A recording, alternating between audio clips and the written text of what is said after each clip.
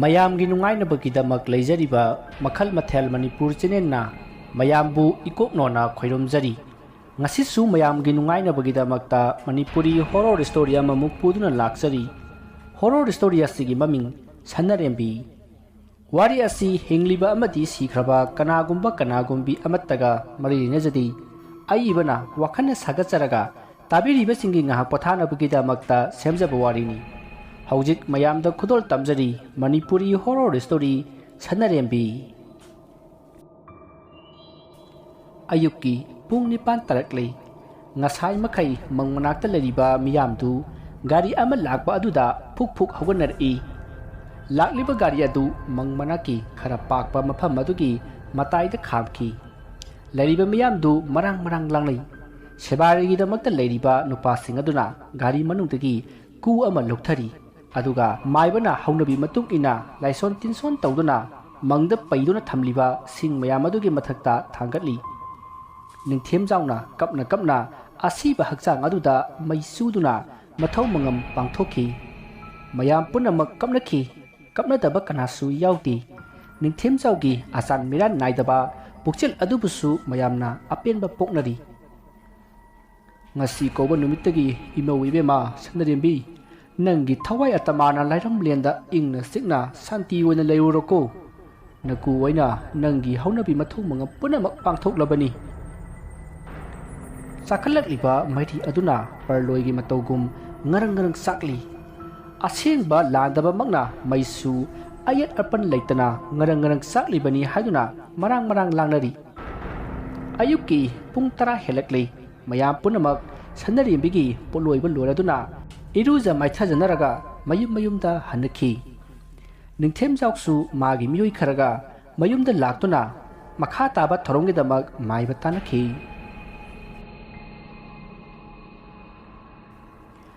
ꯃꯇꯝꯗꯨ ꯄꯣꯏꯅꯨ ꯊꯥꯅꯤ ꯂꯧ ꯎꯖꯕ ꯃꯤꯑꯣꯏ ꯈꯨꯗꯤꯡꯃꯛ ꯃꯥꯒꯤ ꯂꯧ ꯈꯥꯎꯅꯕ ꯃꯇꯝꯅꯤ ꯅꯤꯡꯊꯦꯝꯖꯥꯎ ꯃꯥꯒꯤ ꯂꯧꯀꯣꯜ ꯑꯗꯨꯗ ꯂꯦꯞꯂꯒ ꯃꯤꯑꯣꯏ ꯈꯔ ꯉꯥꯏꯔꯤ ꯑꯔꯥꯞꯄꯗ ꯂꯥꯛꯂꯤꯕ ꯁꯨꯗꯥꯝ ꯍꯣꯏꯒꯤ ꯀꯥꯡꯕꯨ ꯑꯗꯨꯅ ꯍꯩ ꯈꯨꯔꯥ ꯅꯤꯡꯊꯦꯝꯖꯥꯎꯁꯦ ꯑꯥꯗ ꯑꯩꯈꯣꯏꯕꯨ ꯉꯥꯏꯔꯒ ꯂꯩꯔꯦ ꯄ꯭ꯔꯞ ꯆꯠꯁꯤ ꯁꯍꯤꯇ ꯑꯣꯏꯕ ꯈꯣꯡ ꯇꯦꯟꯕ ꯃꯤꯒ ꯊꯕꯛ ꯆꯠꯃꯤꯟꯅꯕꯁꯦ ꯃꯤꯅꯅꯦ ꯋꯥ ꯃꯊꯛ ꯌꯥꯝ ꯊꯪꯒꯗꯧꯔꯤ ꯏꯌꯥꯝꯕ ꯁꯨꯗꯦꯝ ꯏꯌꯥꯝꯕꯒꯤ ꯋꯥꯗꯨꯗꯤ ꯑꯩꯈꯣꯏꯅ ꯊꯦꯡꯍꯜꯂꯤꯁꯤꯅꯤꯅꯦ ꯍꯣ ꯑꯗꯨ ꯈꯪꯉꯣ ꯑꯩꯅ ꯍꯥꯏꯗ꯭ꯔꯁꯨ ꯌꯥꯔꯦꯗ ꯏꯌꯥꯝꯕꯅ ꯏꯇꯩꯃꯒ ꯃꯤꯁꯤ ꯈꯠꯅꯔꯤꯉꯩꯗ ꯊꯦꯡꯉꯒ ꯍꯩꯃꯥ ꯑꯗꯨ ꯅꯪ ꯀꯜꯂꯛꯄ꯭ꯔꯣ ꯄꯥꯝꯃꯗꯤꯅꯦ ꯅꯣꯏꯁꯨꯅꯦ ꯅꯇꯨ ꯊꯤꯌꯨ ꯀꯣ ꯄꯥꯝꯗꯦ ꯁꯦꯟꯊꯣꯛ ꯃꯇꯥꯁꯤꯒ ꯍꯌꯦꯡ ꯇꯥꯃꯣ ꯉꯁꯤꯗꯤ ꯃꯣꯔꯣꯛ ꯂꯩꯇꯗꯅ ꯁꯧꯒ꯭ꯔꯤ ꯊꯣꯡꯕꯁꯤ ꯁꯤꯡ ꯑꯣꯏꯅ ꯈꯔ ꯌꯥꯝꯅ ꯊꯥꯛꯆꯤꯜꯂꯕꯅꯤ ꯀꯥꯏꯅ ꯇꯧꯔꯛꯄꯗꯣ ꯄꯥꯝꯗꯦ ꯍꯣ ꯑꯗꯨꯗꯤꯅꯦ ꯃꯤꯒꯤ ꯔꯣꯃꯥꯟꯁꯇ ꯌꯦꯡꯁꯤꯜꯂꯛꯀꯅꯨ ꯀꯣ ꯑꯁꯣꯝꯅ ꯃꯈꯣꯏꯅ ꯌꯥ ꯂꯥꯡꯗꯨꯅ ꯂꯥꯛꯄ ꯑꯗꯨ ꯅꯤꯡꯊꯦꯝꯖꯥꯎꯅ ꯎꯈꯤ ꯏꯆꯥꯆꯥ ꯏꯅꯥꯎꯆꯥ ꯅꯈꯣꯏ ꯌꯧꯔꯛꯑꯦꯕ꯭ꯔꯥ ꯂꯥꯛꯑꯣ ꯊꯦꯡꯉꯤꯅꯦ ꯄꯨꯡ 9 ꯇꯥꯔꯛꯀꯗꯧꯔꯦꯅꯦ ꯈꯨꯔꯥ ꯉꯁꯥꯏꯅ ꯌꯧꯔꯛꯄ ꯌꯥꯔꯕꯅꯦ ꯑꯗ ꯑꯉꯥꯡꯁꯤꯡꯁꯤ ꯉꯥꯏꯅꯕꯁꯤꯗ ꯈꯔ ꯊꯦꯡꯗꯣꯛꯈ꯭ꯔꯦ ꯍꯣꯏꯗ ꯀꯥꯏꯗꯦ ꯍꯧꯔꯣ ꯁꯣꯝ ꯅꯣꯡꯄꯣꯛꯂꯣꯝꯗꯒꯤ ꯑꯁꯤ ꯅꯣꯡꯆꯨꯞ ꯄꯥꯡꯅ ꯑꯗꯨꯝ ꯇꯛꯊꯈ꯭ꯔꯣ ꯂꯧꯗꯤ ꯉꯍꯥꯟ ꯕꯣꯌꯥꯏꯅ ꯑꯐꯕ ꯅꯨꯃꯤꯠ ꯑꯃ ꯌꯦꯡꯂꯒ ꯇꯥꯔꯝꯂꯕꯅꯤ ꯍꯣꯏ ꯈꯨꯔꯥ ꯑꯩꯈꯣꯏ ꯁꯣꯏꯗꯅꯕ ꯇꯧꯔꯒꯦ ꯐꯔꯦ ꯑꯗꯨꯗꯤ ꯑꯩ ꯑꯃꯨꯛ ꯀꯥꯔꯒꯦꯀꯣ ꯍꯥꯏ ꯆꯥꯛꯇꯣ ꯁꯤꯗ ꯆꯥꯒꯗꯕꯅꯤ ꯀꯣ ꯍꯥꯎꯕ ꯍꯥꯎꯇꯕ ꯁꯤꯗ ꯆꯥꯔꯣ ꯑꯗꯨꯒ ꯅꯨꯡꯗꯥꯡꯗꯨꯁꯨ ꯑꯩꯈꯣꯏꯗ ꯆꯥꯔꯁꯤ वाना सुरबती अहावसु खरा खरा सासी को होय खुरा अखोइदी इयादा यारे अदुनी होय फरे फरे अदुदी आई कारगे को ngehak lerka sa puthalake होय खुरा असुमना निंथेम जावगे लोकल अदुदा सुदामना लुसिंदुना मखोय मियोय मयाम अमा लौ खाउखी निंथेम जावसु मयामदा लोफम जगा अदु ताकलमलगा मयुमदा काख्रि लेहौरिबा मयाम अदुना निंथेम जावगे मरमदा वारि सानै खुरा निंथेम जावसी पन्थौना फख्रे सै तवैबा सिखेतौगो पामै लैता लाइरा सै पन्थौना वा खंख्रबा माने अदुबु मचा नुपा तोंबा अतोन सनागी हंतक्तदिने मिमांग फजना थोकलबनी मासे खल्लुरगा खुरासे नुंगु नुंगाइते अतोन सना कैदौरे हाइनुने अस नंगदी पाउसे अमत तारिबोरे हा तारगबु हंकिद्रो तारोय नंगदी हाइबो मनुगी तुमिनिना मचा नुपा तो सनादो नुपी अमदा कारण तारुय हाइब्रा फारुय हाइब्रा कैनो तौदना मदुगी वाथोक अमा लैखिबनी नुपीदुगी इमुंगना लुपा लाख कुन पियु यासन्नसी हाइबदगी लाख तरेता यासन्नी हाइबनी खांद्रे खुरासे नुंगु नुंगाइते मसा नुपा अतोंबसिगे हक्ततने माइ खुरबनी मासे मसीबुनै मपा सादुना मसा खुरान पोई हाइबदो मयामसु मागा लैमिनबा ngamaroyedana sagol banda yum sarga laikhredana laitadi kaino mayamadudi kaijadabani aduna gunda phadawna tawba misigi manaktadi kanana bu leningne ki asumna law khawri mayamdu amana ama hai wari sana sanaduna lawadu khawri ningthemjaw khulleikai aduda senjaw paiba pukchel chawbada maming satlibani masada napal jawgadaba minungsi chawba miweni asumna law khawri mayamdu amagi wari amuksa lawdu khawri matamdu hawkre masigi matung law lokpasu losinaraba matung waksin tha pankhalakpa matamni ningthemjawgi machanupa tomba aton sanadu mamanaba kharaga pulli aton sana lekai aduda ngoksinaba mi yamna phunaganba mina onsinnataba mini maga pulliba mising asisu maga manana ngoksinaba miyoi ngaktani makhoi mayamna lekai aduda tawning pata tawduna leiribani makhoiga manaruba mi adudi tansa yenglaga naroda hek lumpu tawi maramasina makhoiga kanamatana manadi asumna makhoi mayamna pullingai ato sanana wa ama haudur i nakoi mayam sanna bini jananaba tawba ngamdrabo as kadai denoda aina haise panayamna yamabani suya yadi ngarang di kupakna bu thajilleine ton sana nang sanna besin nataba ama yengoi natradine aigi maise salu tarani mabu adumainaga tawbrane bayaton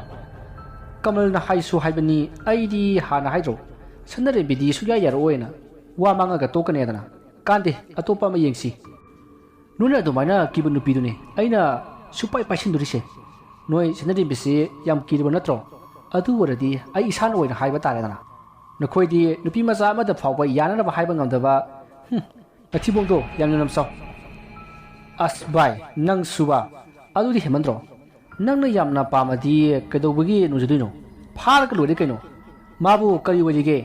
mama hanubi mapa hanubaduna kedong ngamdurige tok phar ka lode kaino hai mabung amadi laibani he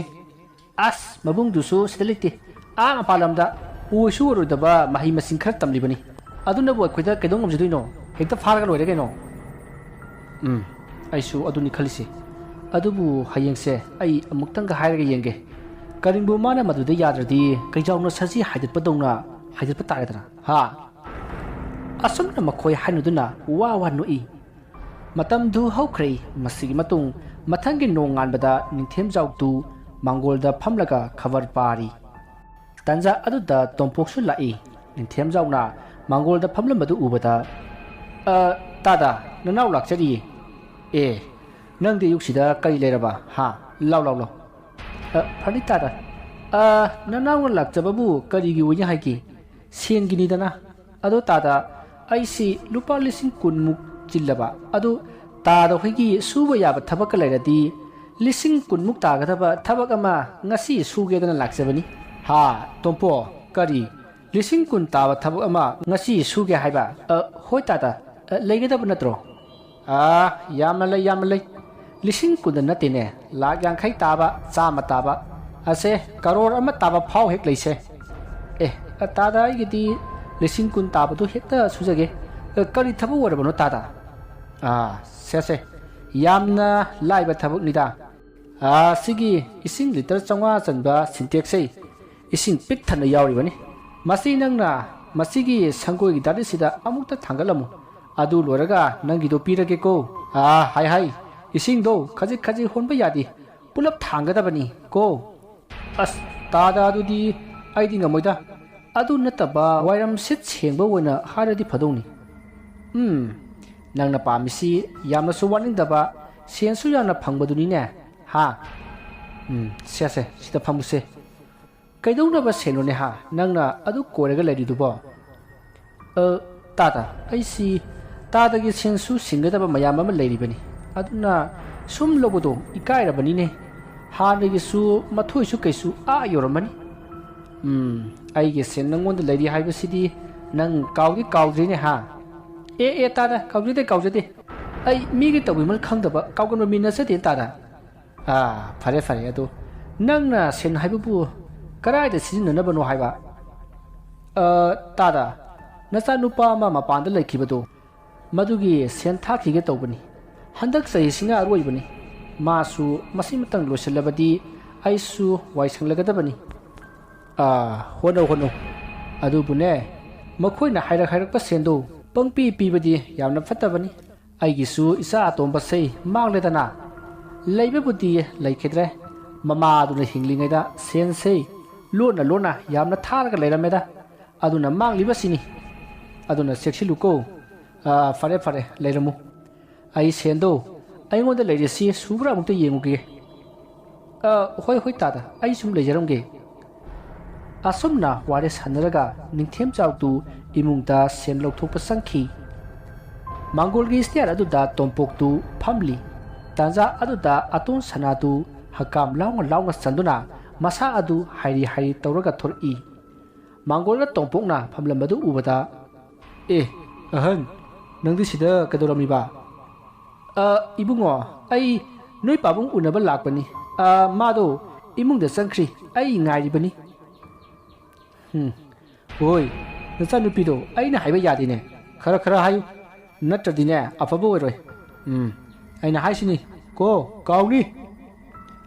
ꯑꯁꯨꯝꯅ ꯇꯣꯝꯄꯣꯛꯇ ꯋꯥ ꯈꯔ ꯍꯥꯏꯔꯝꯂꯒ ꯑꯇꯣꯟ ꯁꯅꯥꯗꯨ ꯃꯃꯥꯏ ꯇꯥꯔꯅꯕ ꯋꯥꯁꯔꯨꯝꯗ ꯆꯠꯈꯤ ꯃꯗꯨꯗ ꯅꯤꯡꯊꯦꯝꯖꯥꯎꯅ ꯏꯃꯨꯡꯗꯒꯤ ꯄꯔꯞ ꯊꯣꯔꯛꯏ ꯑꯗꯨꯒ ꯀꯔꯤ ꯑꯃꯨꯛ ꯍꯥꯏꯔꯝꯃꯤꯅꯣ ꯑꯁꯤꯅ ꯀꯩꯁꯨ ꯍꯥꯏꯗꯦꯗ ꯇꯥꯗ ꯁꯦꯟꯁꯦ ꯁꯨꯔꯕ꯭ꯔꯥ ꯌꯦꯡꯉꯨ ꯌꯥꯔꯅꯤꯗ ꯇꯥꯗ ꯁꯨꯔꯝꯃꯅꯤ ꯍꯥꯏ ꯊꯤꯔꯒ ꯌꯦꯡꯉꯨꯅꯦ ꯑꯁꯨꯝꯅ ꯅꯤꯡꯊꯦꯝꯖꯥꯎꯅ ꯍꯥꯏꯕꯗꯒꯤ ꯇꯣꯝꯄꯣꯛꯅ ꯁꯦꯟ ꯑꯗꯨ ꯊꯤꯔꯤ ꯃꯗꯨꯗ ꯅꯤꯡꯊꯦꯝꯖꯥꯎꯅ ꯅꯆꯥꯅꯨꯄꯤ ꯑꯃ ꯂꯩꯕꯗꯨꯅ ꯀꯔꯝ ꯇꯧꯔꯤꯕ ꯃꯥꯗꯤ ꯂꯥꯏꯔꯤꯛ ꯇꯝꯗꯕ꯭ꯔꯥ ꯇꯥꯗ ꯇꯝꯃꯤ ꯍꯟꯗꯛ ꯁꯦꯀꯦꯟ ꯁꯦꯃꯤꯁꯇꯔ ꯀꯥꯔꯤꯕꯅꯤ ꯐꯩ ꯃꯃꯤꯡꯗꯨꯕꯨ ꯀꯔꯤ ꯍꯥꯏꯕꯅꯣꯅꯦ ꯇꯥꯗ ꯁꯅꯔꯦꯝꯕꯤ ꯍꯥꯏꯕꯅꯤ ꯅꯤꯡꯁꯤꯡꯉꯦ ꯂꯝꯕꯤ ꯂꯝꯈꯥꯡꯗ ꯃꯥꯅꯅꯦ ꯍꯦꯛ ꯎꯕꯒ ꯑꯗꯨꯝ ꯀꯧꯔꯛꯀꯅꯤ ꯑꯉꯥꯡꯗꯣ ꯌꯥꯝꯅ ꯐꯩꯅꯦ ꯑꯉꯥꯡꯗꯣ ꯍꯣꯏ ꯇꯥꯗ ꯍꯣꯏꯅ ꯅꯨꯡꯁꯤꯕꯗꯅ ꯄꯪꯍꯥꯏ ꯍꯥꯏꯕꯤꯕꯅꯤ ꯑꯗꯨ ꯇꯥꯗ ꯁꯦꯟꯁꯨ ꯁꯨꯔꯦ ꯑꯗꯨꯗꯤ ꯑꯩ ꯑꯃꯨꯛ ꯍꯟꯖꯈ꯭ꯔꯒꯦ ꯑꯩ ꯃꯔꯨꯞ ꯑꯃ ꯃꯊꯪꯒꯤ ꯊꯥꯁꯤꯗ ꯐꯪꯒꯅꯤ ꯑꯗꯨꯗ ꯇꯥꯗꯒꯤꯁꯦ ꯄꯨꯟꯅ ꯏꯟꯊꯣꯛꯆꯔꯒꯦ ꯍꯣꯏꯗ ꯑꯩꯒꯤꯗꯤ ꯏꯌꯥꯏ ꯐꯔꯦ ꯌꯧꯔꯣ ꯍꯣꯏ ꯇꯥꯗ ꯑꯁꯨꯝꯅ ꯍꯥꯏꯅꯔꯕ ꯃꯇꯨꯡ ꯇꯣꯝꯄꯣꯛꯇꯣ ꯆꯠꯈ꯭ꯔꯦ ꯃꯗꯨꯗ ꯂꯩꯍꯧꯔꯤꯕ ꯅꯤꯡꯊꯦꯝꯖꯥꯎꯅ ꯃꯆꯥꯅꯨꯄꯤꯗꯨ ꯏꯃꯧ ꯑꯣꯏꯒꯦꯅ ꯍꯥꯏꯅꯤꯡꯕꯅꯤ ꯃꯁꯤꯒꯤ ꯁꯤꯡꯒꯩꯖꯟꯁꯤꯗ ꯂꯩꯔꯒ ꯃꯥꯡꯒꯅꯤ ꯈꯟꯕꯗ ꯍꯥꯏꯕꯁꯦ ꯉꯝꯗ꯭ꯔꯕꯅꯤꯅꯦꯁꯦ ꯑꯁꯨꯝꯅ ꯈꯜꯂꯒ ꯂꯩꯔꯤꯉꯩ ꯑꯇꯣꯟ ꯁꯅꯥꯗꯨ ꯃꯐꯤ ꯂꯣꯏꯁꯤꯜꯂꯒ ꯏꯃꯨꯡꯗꯒꯤ ꯄꯔꯞ ꯊꯣꯔꯛꯏ ꯑꯗꯨꯒ 5,500ꯗ ꯄꯤꯌꯣ ꯄꯥꯕꯨꯡ ꯍꯥꯏ ꯀꯩꯗꯧꯅꯕ ꯁꯦꯅꯣ ꯂꯩꯇꯦ ꯅꯪꯒꯤ ꯉꯥꯎꯗꯧꯗꯣ ꯑꯗꯨꯝ ꯉꯥꯎꯔꯨꯆꯣ ꯀꯩꯅꯣ ꯄꯥꯕꯨꯡꯅ ꯍꯥꯏꯗꯨꯕꯣ ꯉꯥꯎꯕꯗ ꯁꯦꯟ ꯆꯪꯉꯦ ꯍꯥꯏꯕꯁꯦ ꯄꯥꯕꯨꯡ ꯈꯪꯗ꯭ꯔ ꯃꯥꯜꯂꯦꯅꯦ ꯍꯥꯏ ꯁ꯭ꯋꯥꯏꯗꯅꯦ ꯑꯩꯉꯣꯟꯗꯅꯦ ꯄꯥꯎꯇꯥꯛꯀ ꯄꯤꯔꯛꯀꯅꯨ ꯀꯣ ꯆꯠꯂꯣ ꯅꯁꯛꯇꯨ ꯌꯦꯡꯅꯤꯡꯗꯦꯅꯦ ꯍꯣꯅꯦ ꯑꯩꯅ ꯍꯦꯟꯅ ꯄꯥꯕꯨꯡꯁꯤ ꯌꯦꯡꯅꯤꯡꯗꯦ ꯑꯩꯒꯤ ꯁꯦꯟꯗꯣ ꯄꯤꯔꯛꯑꯣ ꯑꯩ ꯆꯠꯂꯒꯦ ꯏꯕꯨꯡꯉꯣ ꯅꯪꯕꯨ ꯑꯃꯨꯛꯇꯗꯤ ꯋꯥꯈꯜꯗ ꯇꯥꯎꯗ ꯅꯠꯇꯦ ꯅꯪꯕꯨ ꯁꯨꯃꯥꯏꯅ ꯀꯌꯥꯝ ꯀꯨꯏꯅ ꯂꯩꯈꯤꯒꯦ ꯍꯥꯏꯅꯨꯅꯦ ꯄꯥꯕꯨꯡ ꯃꯁꯤꯕꯨ ꯑꯩꯅꯔꯣ ꯑꯩꯅ ꯄꯥꯕꯨꯡꯗ ꯊꯕꯛ ꯑꯃ ꯇꯧꯒꯦ ꯁꯦꯟ ꯈꯔ ꯄꯤꯌꯨꯅ ꯍꯥꯏꯕ ꯅꯠꯇ꯭ꯔꯣ ꯄꯥꯕꯨꯡꯅ ꯄꯤꯗꯕ ꯅꯠꯇ꯭ꯔꯣ ꯍꯥꯏ ꯀꯔꯤꯒꯤ ꯄꯤꯗꯕ ꯅꯪꯅ ꯊꯕꯛ ꯆꯪꯒꯦ ꯍꯥꯏꯗꯅ ꯂꯨꯄꯥ ꯂꯥꯛ 10 ꯅꯠꯇ꯭ꯔꯅꯦ ꯅꯝꯃꯤꯗꯨꯕꯣ ꯅꯔꯥꯏꯕꯛ ꯂꯩꯇꯕꯗꯒꯤ ꯈꯟꯖꯔꯛꯇꯕ ꯅꯠꯇ꯭ꯔꯅꯦ ꯌꯥꯔꯦ ꯄꯥꯕꯨꯡ ꯍꯧꯈ꯭ꯔꯕ ꯂꯣꯏꯈ꯭ꯔꯕ ꯋꯥꯗꯣ ꯀꯣꯊꯣꯛꯄꯤꯔꯅꯨ ꯈꯜꯍꯟꯕ ꯉꯝꯕ ꯃꯤꯗꯗꯤ ꯅꯝꯗ꯭ꯔꯒ ꯌꯥꯔꯦ ꯑꯩꯒꯤ ꯁꯦꯟꯗꯣ ꯄꯤꯔꯣ ꯑꯩ ꯆꯠꯂꯒꯦ ꯍꯥꯏ ꯁꯦꯁꯦ ꯍꯣꯔꯦꯟ ꯑꯩꯅ ꯇꯨꯝꯗ꯭ꯔꯤ ꯐꯥꯎꯕ ꯍꯟꯖꯤꯜꯂꯛꯀꯅꯨꯀꯣ ꯁꯨꯛꯍꯟ ꯍꯟꯖꯤꯜꯂꯣꯏ ꯑꯩ ꯆꯠꯂꯦ ꯑꯁꯨꯝꯅ ꯑꯇꯣꯟ ꯁꯅꯥ ꯑꯃꯗꯤ ꯃꯥꯒꯤ ꯃꯄꯥ ꯅꯤꯡꯊꯦꯝꯖꯥꯎꯒ ꯀꯟꯅ ꯂꯥꯎꯅꯔꯝꯂꯕ ꯃꯇꯨꯡ ꯌꯨꯝꯗꯒꯤ ꯃꯥꯒꯤ ꯒꯥꯔꯤ ꯑꯗꯨ ꯄꯨꯗꯨꯅ ꯊꯧꯗꯣꯔꯛꯏ ꯂꯝꯕꯤꯗ ꯃꯈꯣꯏꯒꯤ ꯃꯃꯥꯟꯅꯕꯁꯤꯡꯗꯨ ꯉꯥꯏꯗꯨꯅ ꯂꯩꯔꯝꯃꯤ ꯃꯗꯨꯗ ꯑꯇꯣꯟ ꯁꯅꯥꯅ ꯃꯥꯒꯤ ꯃꯃꯥꯟꯅꯕꯁꯤꯡꯗ ꯁꯅꯔꯦꯝꯕꯤ ꯍꯣꯏꯗ ꯆꯠꯂꯨꯁꯤ ꯍꯥꯏꯗꯨꯅ ꯃꯈꯣꯏ ꯄꯨꯟꯅ ꯂꯥꯛꯂꯤ ꯃꯁꯤꯒꯤ ꯃꯇꯨꯡ ꯁꯅꯔꯦꯝꯕꯤ ꯍꯣꯏꯒꯤ ꯂꯩꯀꯥꯏꯗ ꯂꯩꯕ ꯗꯨꯀꯥꯟ ꯑꯃꯗ ꯃꯈꯣꯏ ꯑꯇꯣꯟ ꯁꯅꯥꯒꯤ ꯃꯃꯥꯟꯅꯕꯁꯤꯡꯗꯨ ꯀ꯭ꯋꯥ ꯂꯩꯔꯤ ꯇꯥꯟꯖꯥ ꯑꯗꯨꯗ ꯁꯅꯔꯦꯝꯕꯤꯗꯨ ꯃꯥꯒꯤ ꯃꯃꯥꯒ ꯄꯨꯟꯅ ꯊꯕꯛ ꯑꯃ ꯆꯠꯂꯨꯕꯗꯒꯤ ꯃꯌꯨꯝꯂꯣꯝꯗ ꯍꯜꯂꯛꯄꯗꯨ ꯑꯇꯣꯟ ꯁꯅꯥꯒꯤ ꯃꯃꯥꯟꯅꯕ ꯀꯃꯟꯅ ꯎꯈꯤ ꯃꯗꯨꯗ ꯑꯇꯣꯟ ꯁꯅꯥ ꯑꯃꯗꯤ ꯃꯥꯒꯤ ꯃꯃꯥꯟꯅꯕꯁꯤꯡꯗꯨ ꯁꯟꯅꯔꯦꯝꯕꯤ ꯍꯣꯏꯗ ꯌꯦꯡꯅꯔꯛꯏ ꯃꯇꯝ ꯑꯗꯨꯗ ꯂꯥꯞꯅ ꯂꯥꯛꯂꯤꯕ ꯁꯟꯅꯔꯦꯝꯕꯤ ꯍꯣꯏꯅꯁꯨ ꯃꯈꯣꯏ ꯑꯇꯣꯟ ꯁꯅꯥ ꯍꯣꯏꯒꯤ ꯀꯥꯡꯕꯨ ꯑꯗꯨ ꯎꯔꯦ ꯃꯗꯨ ꯎꯕꯗ ꯃꯈꯣꯏ ꯁꯟꯅꯔꯦꯝꯕꯤ ꯑꯃꯗꯤ ꯃꯥꯒꯤ ꯃꯃꯥꯗꯣ ꯃꯅꯥꯛ ꯑꯗꯨꯋꯥꯏꯗ ꯂꯩꯕ ꯊꯣꯡꯒꯥꯜ ꯑꯃꯗ ꯆꯪꯅꯅꯕ ꯇꯧꯈꯤ ꯃꯗꯨ ꯎꯕꯗ ꯑꯇꯣꯟ ꯁꯅꯥꯅ ꯄ꯭ꯔꯞ ꯆꯦꯟꯁꯤꯟꯗꯨꯅ ꯁꯟꯅꯔꯦꯝꯕꯤꯒꯤ ꯂꯝꯕꯤ ꯊꯠꯈꯤ ꯃꯗꯨꯗ ꯁꯟꯅꯔꯦꯝꯕꯤꯒꯤ ꯃꯃꯥꯅ ꯍꯥꯏ ꯀꯩꯅꯣꯅꯦ ꯏꯕꯨꯡꯉꯣ ꯅꯣꯏꯒꯤꯁꯤꯕꯨ ꯃꯃꯥ ꯑꯩꯃ ꯌꯥꯎꯔꯤ ꯀꯥꯏꯁꯤ ꯀꯔꯤꯝꯇ ꯎꯗꯕꯒꯤ ꯃꯑꯣꯡꯅꯤꯅꯦ ꯍꯥ ꯏꯃꯥ ꯃꯁꯤ ꯅꯣꯏ ꯍꯅꯨ ꯍꯅꯥꯒꯤ ꯋꯥ ꯅꯠꯇꯦ ꯃꯁꯦ ꯄꯥꯈꯪ ꯂꯩꯁꯥꯕꯤꯒꯤ ꯋꯥꯔꯤꯅꯤ ꯑꯝꯇ ꯆꯌꯦꯠꯅꯔꯛꯀꯅꯨꯀꯣ ꯃꯗꯨꯗ ꯁꯟꯅꯔꯦꯝꯕꯤꯅ ꯑꯁ ꯏꯃꯥ ꯆꯠꯂꯁꯤ ꯂꯥꯛꯑꯣ ꯃꯤꯔꯦꯝꯁꯤꯡꯁꯤꯒ ꯑꯣꯟꯁꯤꯟꯅꯔꯒ ꯃꯇꯝ ꯃꯥꯡꯅꯕꯅꯤ ꯀꯔꯤꯕ ꯅꯪ ꯍꯧꯖꯤꯛꯀꯤꯗꯣ ꯍꯥ ꯅꯪ ꯑꯇꯣꯟ ꯁꯅꯥ ꯀꯅꯥꯅꯣꯁꯤ ꯈꯪꯗ꯭ꯔ ꯃꯥꯜꯂꯦꯅꯦ ꯅꯪ ꯍꯧꯖꯤꯛ ꯐꯥꯎꯔꯣ ꯍꯥ ꯅꯪ ꯍꯧꯖꯤꯛ ꯑꯩꯅ ꯐꯥꯔꯒ ꯄꯨꯕꯗ ꯀꯅꯥꯅ ꯀꯩꯗꯧ ꯉꯝꯗꯣꯔꯤꯒꯦ ꯁꯤꯒꯤ ꯍꯅꯨꯕꯤꯁꯤꯅ ꯀꯜꯂꯅꯤ ꯁꯤꯔꯣ ꯍꯥꯏ ꯏꯕꯨꯡꯉꯣ ꯅꯪꯅ ꯉꯥꯡꯉꯤꯗꯣ ꯑꯩ ꯉꯁꯥꯏꯗꯒꯤ ꯇꯥꯒꯦ ꯌꯥꯎꯅ ꯇꯥꯔꯤꯕꯅꯤ ꯋꯥꯔꯛꯇꯕ ꯃꯄꯥꯟ ꯊꯣꯛꯂꯛꯀꯅꯨ ꯖꯪꯒꯜꯗ ꯂꯩꯕ ꯑꯊꯥꯛꯅꯔꯛꯀꯅꯨꯀꯣ ꯀꯔꯤ ꯑꯗꯨ ꯑꯣꯏꯔꯗꯤ ꯅꯪꯒꯤ ꯅꯆꯥꯅꯨꯄꯤꯁꯤ ꯍꯧꯖꯤꯛ ꯐꯥꯕ ꯇꯥꯔꯦꯗꯅ ꯅꯪ ꯀꯩꯗꯧ ꯉꯝꯒꯦ ꯌꯦꯡꯕ ꯇꯥꯔꯦꯕ ꯃꯁꯤ ꯍꯥꯏꯔꯝꯂꯒ ꯑꯇꯣꯟ ꯁꯅꯥꯅ ꯁꯟꯅꯔꯦꯝꯕꯤꯒꯤ ꯃꯈꯨꯠ ꯑꯗꯣ ꯄꯥꯏꯅꯅꯕ ꯍꯣꯠꯅꯔꯛꯏ ꯃꯗꯨꯗ ꯁꯟꯅꯔꯦꯝꯕꯤꯅ ꯑꯇꯣꯟ ꯁꯅꯥꯒꯤ ꯃꯃꯥꯏꯗ ꯈꯨꯄꯥꯛꯅ ꯍꯟꯖꯤꯟ ꯊꯥꯖꯤꯟꯈꯤ ꯑꯃꯗꯤ ꯀꯤꯟꯅ ꯊꯤꯟꯖꯤꯟꯈꯤ ꯑꯗꯨꯝꯅ ꯀꯤꯟꯅ ꯊꯤꯟꯕꯗ ꯑꯇꯣꯟ ꯁꯅꯥꯒꯤ ꯅꯈꯥꯡꯗ ꯄꯥꯟꯕꯗꯒꯤ ꯅꯥꯍꯤꯁꯨ ꯇꯥꯈꯤ ꯃꯈꯣꯏꯅ ꯑꯗꯨꯝꯅ ꯈꯟꯅꯔꯛꯄ ꯑꯗꯨꯗ ꯃꯅꯥꯛ ꯑꯗꯨꯋꯥꯏꯗ ꯂꯩꯔꯤꯕ ꯃꯤꯌꯥꯝ ꯑꯗꯣ ꯆꯦꯟꯁꯤꯟꯅꯔꯛꯈꯤ ꯃꯗꯨꯗ ꯑꯇꯣꯟ ꯁꯅꯥꯅ ꯅꯪ ꯈꯪꯒꯅꯤ ꯍꯥꯏꯔꯝꯂꯒ ꯃꯈꯣꯏ ꯀꯥꯡꯕꯨ ꯑꯗꯣ ꯆꯠꯈ꯭ꯔꯦ ꯃꯁꯤꯗꯒꯤ ꯃꯌꯥꯝꯅ ꯅꯈꯣꯏ ꯂꯩꯀꯥꯏ ꯑꯁꯤꯗ ꯑꯃꯨꯛ ꯍꯟꯅ ꯂꯥꯛꯄ ꯌꯥꯔꯣꯏ ꯍꯥꯏꯗꯨꯅ ꯉꯥꯡꯗꯨꯅ ꯇꯥꯟꯈꯤ ꯃꯁꯤꯒꯤ ꯃꯇꯨꯡ ꯁꯟꯅꯔꯦꯝꯕꯤ ꯑꯃꯗꯤ ꯃꯥꯒꯤ ꯃꯃꯥꯗꯨ ꯁꯥꯎꯅꯤꯡꯅ ꯌꯨꯝꯗ ꯍꯜꯂꯛꯂꯦ ꯌꯨꯝ ꯌꯧꯔꯒ ꯁꯟꯅꯔꯦꯝꯕꯤꯒꯤ ꯃꯃꯥꯅ ꯁꯟꯅꯔꯦꯝꯕꯤꯒꯤ ꯃꯄꯥ ꯇꯣꯝꯄꯣꯛꯇ ꯄꯥꯎ ꯄꯨꯝꯅꯃꯛ ꯇꯝꯈꯤ ꯄꯥꯎꯗꯨ ꯇꯥꯕꯗ ꯇꯣꯝꯄꯣꯛ ꯌꯥꯝꯅ ꯁꯥꯎꯅꯤꯡꯈꯤ ꯑꯗꯨꯕꯨ ꯑꯇꯣꯟ ꯁꯅꯥꯒꯤ ꯃꯄꯥꯕꯨꯡ ꯅꯤꯡꯊꯦꯝꯖꯥꯎꯒꯤ ꯈꯜꯂꯒ ꯐꯥꯊꯈꯤ ꯃꯗꯨꯗ ꯇꯣꯝꯄꯣꯛꯅ ꯃꯥꯒꯤ ꯅꯨꯄꯤꯗ ꯍꯥꯏ ꯃꯃꯥ ꯅꯆꯥꯅꯨꯄꯤꯁꯤ ꯃꯇꯝ ꯈꯔ ꯏꯕꯥꯏ ꯍꯣꯏꯗ ꯊꯝꯁꯤ ꯃꯐꯝꯁꯤꯗ ꯁꯨꯝ ꯂꯩꯔꯕꯗꯤ ꯈꯨꯗꯣꯡꯊꯤꯕ ꯇꯥꯕ ꯌꯥꯏ ꯑꯗꯨꯅ ꯍꯌꯦꯡ ꯑꯌꯨꯛ ꯏꯕꯥꯏ ꯍꯣꯏꯗ ꯑꯩꯒ ꯄꯨꯟꯅ ꯆꯠꯂꯒ ꯏꯆꯥ ꯁꯟꯅꯔꯦꯝꯕꯤꯁꯤꯕꯨ ꯊꯝꯃꯨꯔꯒꯦ ꯅꯪꯅ ꯏꯕꯥꯏ ꯍꯣꯏꯗ ꯄꯥꯎ ꯈꯔ ꯄꯤꯈꯣꯀꯣ ꯑꯁꯨꯝꯅ ꯃꯈꯣꯏ ꯋꯥ ꯇꯥꯅꯔꯤ ꯋꯥꯐꯝ ꯑꯗꯨꯗ ꯁꯟꯅꯔꯦꯝꯕꯤ ꯑꯃꯗꯤ ꯃꯥꯒꯤ ꯃꯃꯥꯁꯨ ꯌꯥꯔꯤ ꯃꯁꯤꯗꯒꯤ ꯃꯈꯣꯏ ꯃꯥꯒꯤ ꯇꯧꯒꯗꯕ ꯊꯕꯛ ꯇꯧꯅꯈ꯭ꯔꯦ ꯁꯣꯝꯗꯅ ꯑꯇꯣꯟ ꯁꯅꯥꯗꯨ ꯂꯩꯀꯥꯏꯒꯤ ꯋꯥꯏꯇꯤꯡ ꯁꯦꯠ ꯑꯃꯗ ꯍꯤꯞꯄꯒ ꯅꯥꯍꯤ ꯇꯥꯕꯗꯨ ꯐꯅꯅꯕ ꯍꯣꯠꯅꯔꯤ ꯃꯗꯨꯗ ꯀꯃꯜꯅ ꯚꯥꯏ ꯅꯪꯅ ꯉꯁꯥꯏ ꯇꯧꯔꯤꯗꯣ ꯌꯥꯝꯅ ꯂꯥꯜꯂꯕꯅꯤ ꯇꯨꯃꯤꯟꯅ ꯇꯧꯒꯗꯕ ꯊꯕꯛꯇꯨꯕꯨ ꯍꯧꯖꯤꯛꯇꯤ ꯑꯇꯥꯛ ꯑꯐꯣꯡꯅꯔꯦꯗꯅ ꯍꯧꯖꯤꯛꯇꯤ ꯑꯇꯥꯛ ꯑꯐꯣꯡꯅꯔꯕꯅꯤꯅ ꯉꯁꯤꯒꯤ ꯅꯨꯃꯤꯠꯇ ꯃꯥꯕꯨ ꯑꯩꯅ ꯅꯝꯗꯨꯅ ꯐꯥꯕ ꯇꯥꯔꯦꯗꯅ ꯑꯁ ꯑꯇꯣꯟ ꯑꯝꯇꯗꯤ ꯈꯟꯊꯀꯣ ꯀꯩꯗꯧꯔꯒꯦ ꯀꯔꯤꯒꯨꯝꯕ ꯑꯩꯈꯣꯏꯅ ꯃꯥꯕꯨ ꯐꯥꯔꯨꯕꯗ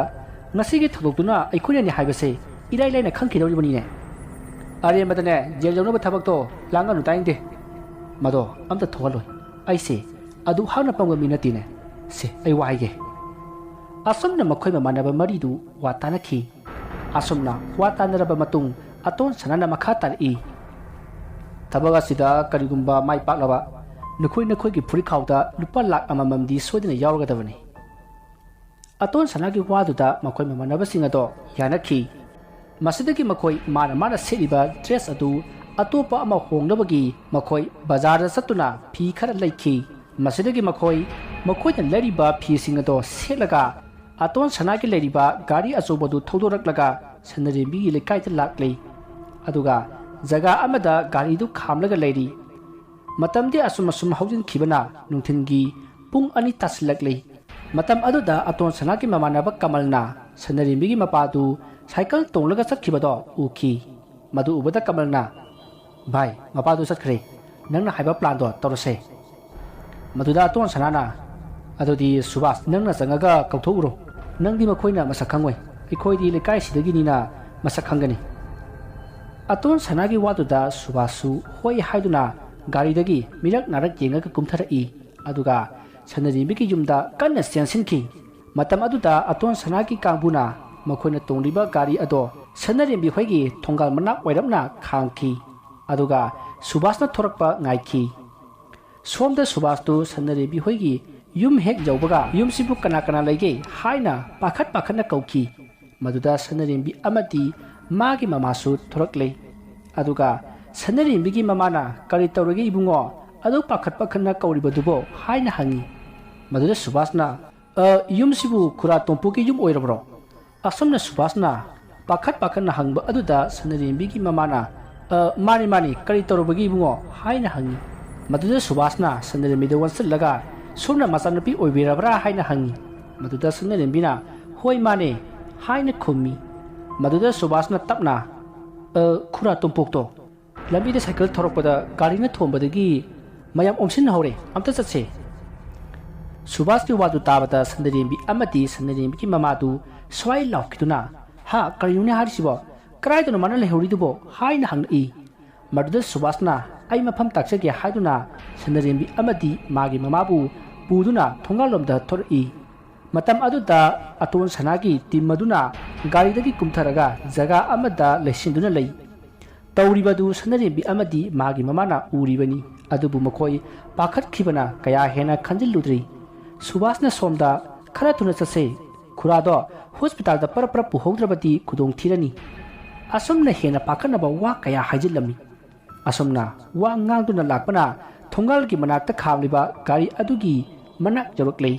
ꯇꯟꯖꯥ ꯑꯗꯨꯗ ꯑꯇꯣꯟ ꯁꯅꯥꯒꯤ ꯀꯥꯡꯕꯨ ꯑꯗꯨꯅ ꯌꯣꯝꯁꯤꯜꯂꯛꯇꯨꯅ ꯁꯅꯔꯦꯝꯕꯤꯕꯨ ꯐꯥꯔꯒ ꯒꯥꯔꯤꯗ ꯍꯥꯞꯀꯠꯅꯕ ꯍꯣꯠꯅꯔꯛꯏ ꯃꯗꯨꯗ ꯁꯅꯔꯦꯝꯕꯤꯒꯤ ꯃꯃꯥꯅ ꯁꯅꯔꯦꯝꯕꯤꯕꯨ ꯌꯦꯜꯍꯧꯅꯕ ꯍꯣꯠꯅꯕꯗꯨꯗ ꯑꯇꯣꯟ ꯁꯅꯥꯅ ꯃꯈꯣꯏꯒꯤ ꯊꯕꯛꯇ ꯌꯦꯠꯂꯤ ꯍꯥꯏꯗꯨꯅ ꯏꯟꯕꯗ ꯂꯩꯃꯥꯏꯗ ꯇꯨꯁꯤꯟꯈꯤ ꯑꯗꯨꯝꯅ ꯇꯨꯁꯤꯟꯕꯗ ꯁꯅꯔꯦꯝꯕꯤꯒꯤ ꯃꯃꯥꯗꯣ ꯍꯧꯒꯠꯂꯛꯈꯤꯗ꯭ꯔꯦ ꯑꯗꯨꯕꯨ ꯍꯟꯅ ꯌꯦꯡꯉꯝꯗꯅ ꯒꯥꯔꯤ ꯑꯗꯨꯗ ꯁꯅꯔꯦꯝꯕꯤꯕꯨ ꯑꯇꯣꯟ ꯁꯅꯥꯒꯤ ꯀꯥꯡꯕꯨꯅ ꯐꯥꯗꯨꯅ ꯄꯨꯈꯤ ꯃꯁꯤꯗꯒꯤ ꯃꯈꯣꯏꯅ ꯑꯊꯥꯞꯄ ꯃꯐꯝ ꯑꯃꯗ ꯁꯅꯔꯦꯝꯕꯤꯕꯨ ꯄꯨꯈꯤ ꯃꯐꯝ ꯑꯗꯨꯗ ꯃꯈꯣꯡ ꯃꯈꯨꯠ ꯄꯨꯟꯁꯤꯜꯂꯝꯂꯒ ꯑꯇꯣꯟ ꯁꯅꯥ ꯑꯃꯗꯤ ꯃꯥꯒꯤ ꯃꯃꯥꯟꯅꯕ ꯑꯅꯤꯒ ꯄꯨꯟꯅ ꯃꯈꯣꯏ ꯑꯍꯨꯝ ꯌꯨꯝꯗ ꯍꯜꯂꯛꯈꯤ ꯑꯗꯨꯒ ꯁꯅꯔꯦꯝꯕꯤꯕꯨꯅ ꯁꯨꯕꯥꯁꯅ ꯁꯪꯍꯧꯈꯤ ꯁꯣꯝꯗꯅ ꯁꯅꯔꯦꯝꯕꯤꯒꯤ ꯃꯃꯥꯅ ꯂꯩꯃꯥꯏꯗ ꯇꯥꯔꯒ ꯂꯩꯕ ꯑꯗꯨꯗ ꯂꯝꯕꯤꯗ ꯂꯥꯛꯄ ꯃꯈꯣꯏ ꯈꯔꯅ ꯊꯦꯡꯅꯕꯗꯒꯤ ꯌꯨꯝꯗ ꯄꯨꯁꯤꯟꯗꯨꯅ ꯂꯥꯏꯀꯠꯅꯈꯤ ꯃꯇꯝꯗꯨꯗ ꯁꯅꯔꯦꯝꯕꯤꯒꯤ ꯃꯄꯥꯕꯨꯡ ꯇꯣꯝꯄꯣꯛꯁꯨ ꯍꯜꯂꯛꯂꯤ ꯑꯣꯏꯔꯝꯂꯤꯕ ꯐꯤꯕꯝ ꯑꯗꯨꯗ ꯇꯣꯝꯄꯣꯛꯅ ꯁꯅꯔꯦꯝꯕꯤꯒꯤ ꯃꯃꯥꯕꯨ ꯀꯟꯅ ꯀꯧꯗꯨꯅ ꯒ꯭ꯌꯥꯟ ꯂꯥꯛꯅꯕ ꯍꯣꯠꯅꯈꯤ ꯎꯆꯤꯟ ꯅꯥꯆꯤꯟꯅ ꯁꯅꯔꯦꯝꯕꯤꯒꯤ ꯃꯃꯥꯗꯣ ꯋꯥꯈꯜ ꯈꯔ ꯂꯥꯛꯂꯤ ꯃꯗꯨꯗ ꯃꯍꯥꯛꯅ ꯋꯥꯈꯜ ꯍꯦꯛ ꯇꯥꯔꯛꯄꯒ ꯁꯅꯔꯦꯝꯕꯤꯕꯨ ꯃꯤꯑꯣꯏ ꯈꯔꯅ ꯐꯥꯈ꯭ꯔꯦ ꯑꯇꯣꯟ ꯁꯅꯥꯒꯤ ꯃꯤꯑꯣꯏꯅ ꯃꯥꯜꯂꯤ ꯍꯥꯏꯔꯛꯈꯤ ꯄꯥꯎ ꯑꯗꯨ ꯇꯥꯕꯗ ꯃꯅꯥꯛ ꯑꯗꯨꯋꯥꯏꯗ ꯂꯩꯔꯤꯕ ꯃꯤꯁꯤꯡ ꯑꯗꯣ ꯃꯩ ꯍꯧꯅ ꯁꯥꯎꯅꯈ꯭ꯔꯦ ꯃꯁꯤꯗꯒꯤ ꯇꯣꯝꯄꯣꯛꯁꯨ ꯃꯩ ꯍꯧꯅ ꯁꯥꯎꯈꯤꯗꯨꯅ ꯅꯤꯡꯊꯦꯝꯖꯥꯎꯒꯤ ꯌꯨꯝꯗ ꯊꯨꯝꯖꯤꯜꯂꯛꯈꯤ ꯃꯇꯝ ꯑꯗꯨꯗ ꯅꯤꯡꯊꯦꯝꯖꯥꯎꯗꯨ ꯁꯨꯃꯥꯡꯗ ꯊꯥꯔꯤꯕ ꯂꯩꯁꯤꯡꯗꯨ ꯅꯨꯡꯗꯥꯡ ꯋꯥꯏꯔꯝꯒꯤ ꯏꯁꯤꯡ ꯆꯥꯏꯗꯨꯅ ꯂꯩꯔꯝꯃꯤ ꯃꯌꯥꯝꯅ ꯊꯣꯡꯒꯥꯜꯂꯣꯝꯗꯒꯤ ꯌꯥ ꯂꯥꯡꯉꯒ ꯂꯥꯛꯄ ꯑꯗꯨꯗ ꯅꯤꯡꯊꯦꯝꯖꯥꯎꯅ ꯃꯌꯥꯝ ꯂꯥꯛꯄꯤꯔꯤꯁꯤꯕꯨ ꯀꯔꯤ ꯂꯩꯔꯒꯦ ꯍꯥꯏꯅ ꯍꯪꯈꯤ ꯃꯗꯨꯗ ꯇꯣꯝꯄꯣꯛꯀ ꯌꯨꯝꯊꯪꯅꯕ ꯃꯣꯍꯣꯟꯅ ꯈꯨꯔꯥ ꯑꯇꯣꯟ ꯁꯅꯥ ꯂꯩꯕ꯭ꯔꯥ ꯍꯥꯏꯅ ꯍꯪꯉꯤ ꯃꯗꯨꯗ ꯅꯤꯡꯊꯦꯝꯖꯥꯎꯅ ꯂꯩꯔꯝꯒꯅꯤꯅ ꯑꯩ ꯀꯧꯊꯣꯔꯛꯀꯦꯀꯣ ꯑꯁꯨꯝꯅ ꯍꯥꯏꯔꯝꯂꯒ ꯑꯇꯣꯟ ꯁꯅꯥꯕꯨ ꯀꯧꯊꯣꯛꯈꯤ ꯃꯇꯝ ꯑꯗꯨꯗ ꯑꯇꯣꯟ ꯁꯅꯥꯗꯣ ꯃꯅꯥꯇꯣꯟꯗꯨ ꯕꯦꯅꯦꯠ ꯑꯃ ꯅꯞꯂꯒ ꯇꯨꯝꯂꯝꯕꯗꯒꯤ ꯍꯧꯒꯠꯂꯛꯄ ꯁꯥꯔꯒ ꯊꯣꯔꯛꯏ ꯃꯗꯨꯗ ꯑꯇꯣꯟ ꯁꯅꯥꯅ ꯑꯁ ꯄꯥꯕꯨꯡ ꯀꯩꯗꯧꯔꯒꯦ ꯉꯥꯏꯍꯥꯛ ꯇꯨꯝꯕꯁꯤꯗ ꯌꯦꯠꯂꯤꯍꯦ ꯍꯥꯏ ꯅꯪꯒꯤ ꯇꯨꯝꯕ ꯂꯥꯏꯔꯤ ꯃꯌꯥꯝꯅ ꯅꯪꯕꯨ ꯍꯪꯂꯤꯅꯦ ꯋꯥꯗꯨ ꯇꯥꯕꯗ ꯑꯇꯣꯟ ꯁꯅꯥꯅ ꯃꯌꯥꯝꯗ ꯑꯣꯟꯁꯤꯜꯂꯛꯑꯒ ꯃꯌꯥꯝ ꯀꯔꯤ ꯅꯤꯒꯦ ꯍꯥꯏꯅꯣꯅꯦ ꯍꯥ ꯉꯁꯥꯏꯒꯤ ꯋꯥꯐꯝꯗꯨꯒꯤ ꯂꯥꯜꯂꯦ ꯍꯥꯏꯖꯕ ꯂꯥꯛꯄ ꯅꯠꯇ꯭ꯔꯣ ꯋꯥꯐꯝ ꯑꯗꯨ ꯇꯥꯕꯗ ꯃꯣꯍꯣꯟꯅ ꯍꯥꯏ ꯆꯤꯟꯊꯤꯕ ꯁꯅꯔꯦꯝꯕꯤ ꯀꯥꯏꯗ ꯂꯩ ꯍꯥ ꯁꯦꯡꯅ ꯍꯥꯏꯌꯨ ꯅꯠꯇ꯭ꯔꯗꯤ ꯅꯪ ꯑꯐꯕ ꯑꯣꯏꯔꯣꯏ ꯀꯩꯅꯣ ꯍꯥꯏꯗꯨꯕꯣ ꯑꯍꯜ ꯁꯅꯔꯦꯝꯕꯤꯗꯤ ꯃꯃꯥꯗ ꯍꯪꯉꯣ ꯃꯥꯅ ꯄꯨꯁꯤꯟꯈꯤꯕꯅꯤ ꯑꯩꯒ ꯃꯥꯒ ꯀꯔꯤ ꯃꯔꯤ ꯊꯣꯡꯉꯗꯅ ꯑꯩꯉꯣꯟꯗ ꯃꯥꯒꯤ ꯃꯔꯝꯗ ꯍꯪꯂꯤꯕꯅꯣ ꯀꯩ ꯀꯥꯟꯗꯕꯗ ꯑꯁꯨꯝꯅ ꯃꯨꯔꯨꯝ ꯁꯣꯜꯂꯒ ꯏꯃꯨꯡꯗ ꯆꯪꯈꯤ ꯂꯩꯔꯤꯕ ꯃꯌꯥꯝ ꯑꯗꯨ ꯍꯥꯏꯐꯝ ꯈꯪꯗꯅ ꯁꯥꯎꯅꯤꯡꯈꯤ ꯑꯇꯣꯟ ꯁꯅꯥꯗ ꯃꯈꯣꯏꯅ ꯆꯤꯡꯅꯈꯤ ꯑꯗꯨꯕꯨ ꯆꯞ ꯆꯥꯕ ꯈꯨꯗꯝ ꯆꯥꯡꯗꯝ ꯂꯩꯇꯕꯅ ꯃꯍꯥꯛꯄꯨ ꯐꯥꯕ ꯉꯝꯈꯤꯗꯦ ꯃꯇꯝ ꯑꯗꯨꯗ ꯑꯇꯣꯟ ꯁꯅꯥꯒꯤ ꯃꯄꯥꯅ ꯃꯌꯥꯝ ꯂꯥꯛꯄꯒꯤ ꯃꯔꯝ ꯍꯪꯈꯤ ꯃꯗꯨꯗ ꯃꯌꯥꯝꯅ ꯁꯅꯔꯦꯝꯕꯤꯕꯨ ꯁꯛꯈꯪꯗꯕ ꯃꯤꯑꯣꯏ ꯈꯔꯅ ꯐꯥꯈ꯭ꯔꯦ ꯑꯗꯨꯒ ꯃꯥꯒꯤ ꯃꯃꯥꯕꯨꯅ ꯃꯀꯣꯛ ꯁꯨꯒꯥꯏꯔꯝꯃꯒ ꯂꯝꯕꯤꯗ ꯍꯨꯟꯗꯣꯛꯂꯝꯕꯗꯒꯤ ꯋꯥꯈꯜ ꯃꯥꯡꯂꯨꯔꯦ ꯍꯥꯏꯅ ꯄꯥꯎ ꯇꯝꯈꯤ ꯄꯥꯎ ꯑꯗꯨ ꯇꯥꯕꯗ ꯅꯤꯡꯊꯦꯝꯖꯥꯎꯅ ꯑꯗꯨꯗꯤ ꯑꯩꯈꯣꯏ ꯑꯊꯨꯕꯗ ꯄꯨꯂꯤꯁꯇ ꯔꯤꯄꯣꯔꯠ ꯇꯧꯁꯤ ꯑꯉꯥꯡꯗꯣ ꯑꯁꯣꯏ ꯑꯉꯥꯝ ꯌꯥꯎꯗ꯭ꯔꯤꯉꯩ ꯃꯥꯕꯨ ꯀꯜꯍꯧꯅꯕ ꯇꯧꯁꯤ ꯅꯤꯡꯊꯦꯝꯖꯥꯎꯒꯤ ꯋꯥꯐꯝ ꯑꯗꯨꯗ ꯃꯌꯥꯝꯅꯁꯨ ꯑꯗꯨꯅ ꯐꯔꯅꯤ ꯍꯥꯏꯗꯨꯅ ꯄꯨꯂꯤꯁꯇ ꯔꯤꯄꯣꯔꯠ ꯇꯧꯅꯕꯒꯤ ꯀꯣꯏꯆꯦꯟ ꯆꯦꯟꯈꯤ ꯃꯔꯛ ꯑꯁꯤꯗ ꯄꯨꯂꯤꯁꯅ ꯁꯣꯏꯗꯅ ꯊꯤꯒꯦ ꯍꯥꯏꯗꯨꯅ ꯊꯥꯖꯕ ꯄꯤꯔꯛꯈꯤ ꯑꯃꯔꯣꯝꯗ ꯂꯩꯀꯥꯏ ꯃꯤꯌꯥꯝꯅ ꯁꯅꯔꯦꯝꯕꯤꯒꯤ ꯃꯃꯥꯅ ꯍꯥꯏꯕꯒꯤ ꯃꯇꯨꯡ ꯏꯟꯅ ꯑꯇꯣꯟ ꯁꯅꯥꯗ ꯆꯤꯡꯅꯈꯤ ꯑꯗꯨꯕꯨ ꯑꯇꯣꯟ ꯁꯅꯥꯗꯤ ꯃꯥꯒꯤ ꯃꯌꯨꯝꯗ ꯇꯨꯝꯃꯒ ꯂꯩꯔꯝꯕꯅꯤꯅ ꯃꯉꯣꯟꯗ ꯇꯥꯏꯅꯕꯗꯤ ꯉꯝꯈꯤꯗꯦ꯫ ꯑꯁꯨꯝꯅ ꯂꯩꯀꯥꯏ ꯃꯤꯌꯥꯝꯅ ꯑꯇꯣꯟ ꯁꯅꯥꯗ ꯆꯤꯡꯅꯅ ꯑꯁꯨꯝ ꯍꯧꯖꯤꯟꯈꯤꯕꯅ ꯅꯨꯃꯤꯠ ꯇꯥꯁꯤꯜꯂꯛꯂꯦ꯫ ꯃꯁꯤꯗꯒꯤ ꯑꯇꯣꯟ ꯁꯅꯥꯗꯨ ꯃꯥꯒꯤ ꯃꯃꯥꯟꯅꯕ ꯑꯍꯨꯝ ꯑꯗꯨꯒ ꯄꯨꯟꯅ ꯁꯅꯔꯦꯝꯕꯤꯕꯨ ꯐꯥꯗꯨꯅ ꯊꯅꯝꯕ ꯃꯐꯝ ꯑꯗꯨꯗ ꯂꯥꯛꯈꯤ꯫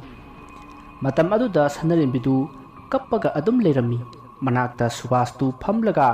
ꯁꯅꯔꯦꯝꯕꯤꯅ ꯀꯞꯂꯤꯕ ꯑꯗꯨꯗ ꯀꯔꯦꯝꯅꯗꯨꯅ ꯂꯩꯔꯤ꯫ ꯀꯞꯄꯨ ꯀꯞꯄꯨ, ꯅꯣꯏ ꯅꯁꯛ ꯐꯖꯕꯅ ꯀꯞꯄꯁꯦ ꯐꯤꯂꯝꯒꯤ ꯃꯑꯣꯡ ꯌꯥꯝ ꯃꯥꯜꯂꯤꯅꯦ꯫ ꯍꯥ, ꯗꯥꯏꯂꯣꯛ ꯑꯝꯇꯒ ꯇꯧꯔꯛꯎꯗꯅ, ꯐꯤꯂꯝꯗ ꯕꯦꯠꯅꯒ ꯐꯥꯕꯗ ꯍꯦꯔꯣꯅꯤꯅꯒ ꯆꯩꯕ ꯑꯗꯨꯃꯥꯏꯅ ꯗꯥꯏꯂꯣꯛ ꯑꯝꯇꯒ ꯇꯧꯔꯛꯎꯗꯅ꯫ ꯁꯨꯕꯥꯁꯀꯤ ꯃꯑꯣꯡ ꯑꯗꯨꯗ ꯁꯅꯔꯦꯝꯕꯤꯗꯨ ꯌꯥꯝꯅ ꯁꯥꯎꯅꯤꯡꯈꯤ꯫ ꯃꯔꯝ ꯑꯁꯤꯅ ꯁꯅꯔꯦꯝꯕꯤꯅ ꯁꯨꯕꯥꯁꯇ ꯁꯥꯎꯅ ꯌꯦꯡꯂꯒ ꯆꯩꯔꯛꯏ꯫ ꯍꯦ ꯃꯤꯐꯠꯇ, ꯅꯪꯅ ꯑꯩꯕꯨ ꯅꯝꯊꯥꯛ ꯇꯧꯔꯒ ꯄꯨꯊꯣꯛꯄꯤꯔꯛꯄ ꯅꯠꯇ꯭ꯔꯥ? ꯄꯨꯝꯅꯃꯛꯁꯤꯒꯤ ꯄꯥꯞꯇꯤ ꯅꯪꯅ ꯄꯨꯒꯗꯕꯅꯤ꯫ ꯍꯧꯖꯤꯛ ꯑꯩꯒꯤ ꯏꯃꯥꯗꯨꯅ ꯀꯔꯝꯕ ꯐꯤꯕꯝꯗ ꯂꯩꯔꯝꯒꯅꯤ ꯈꯪꯗꯦ꯫ ꯅꯣꯏꯅ ꯑꯁꯨꯛ ꯌꯥꯝꯅ ꯐꯠꯇ꯭ꯔꯤꯁꯦ ꯀꯔꯤꯒꯤꯅꯣ? ꯍꯥ? ꯑꯥꯏ, ꯗꯥꯏꯂꯣꯛ ꯍꯥꯏꯌꯨ ꯍꯥꯏꯕꯒ ꯁꯠ ꯍꯦꯛꯇ ꯍꯥꯏꯔꯛꯏꯅꯦ꯫ ꯌꯥꯏ ꯌꯥꯏ, ꯅꯪ ꯑꯩꯅ ꯌꯥꯏ꯫ ꯑꯩꯈꯣꯏꯅ ꯅꯪ ꯐꯥꯔꯤꯁꯦ ꯅꯨꯡꯁꯤꯗꯅꯒ ꯐꯥꯕ ꯅꯠꯇꯦꯅꯦ꯫ ꯑꯇꯣꯟ ꯁꯅꯥꯒꯤꯗꯤ ꯈꯪꯗꯦ, ꯑꯩꯈꯣꯏ ꯏꯃꯥꯟꯅꯕꯁꯤꯡꯒꯤꯗꯤꯅꯦ ꯅꯪ ꯐꯥꯕꯒꯤꯅꯦ ꯂꯥꯛ ꯑꯃꯅꯤ ꯈꯪꯉꯕ, ꯐꯪꯗꯣꯏꯁꯦ ꯂꯥꯛ ꯑꯃ꯫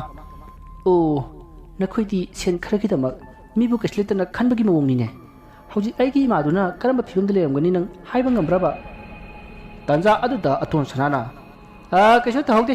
ꯒ꯭ꯌꯥꯟ ꯇꯥꯍꯧꯔꯕꯅꯤ꯫ ꯑꯩꯗꯤ ꯁꯤꯔꯝꯃꯗ꯭ꯔꯥꯅ ꯈꯟꯕꯅꯤ, ꯑꯗꯣ ꯁꯤꯍꯧꯗ꯭ꯔꯦ꯫ ꯅꯣꯏ ꯅꯃꯥꯗꯨ ꯊꯋꯥꯏꯗꯤ ꯋꯥꯈꯥꯛ ꯀꯟꯕꯖꯥꯠꯅꯤꯍꯦ꯫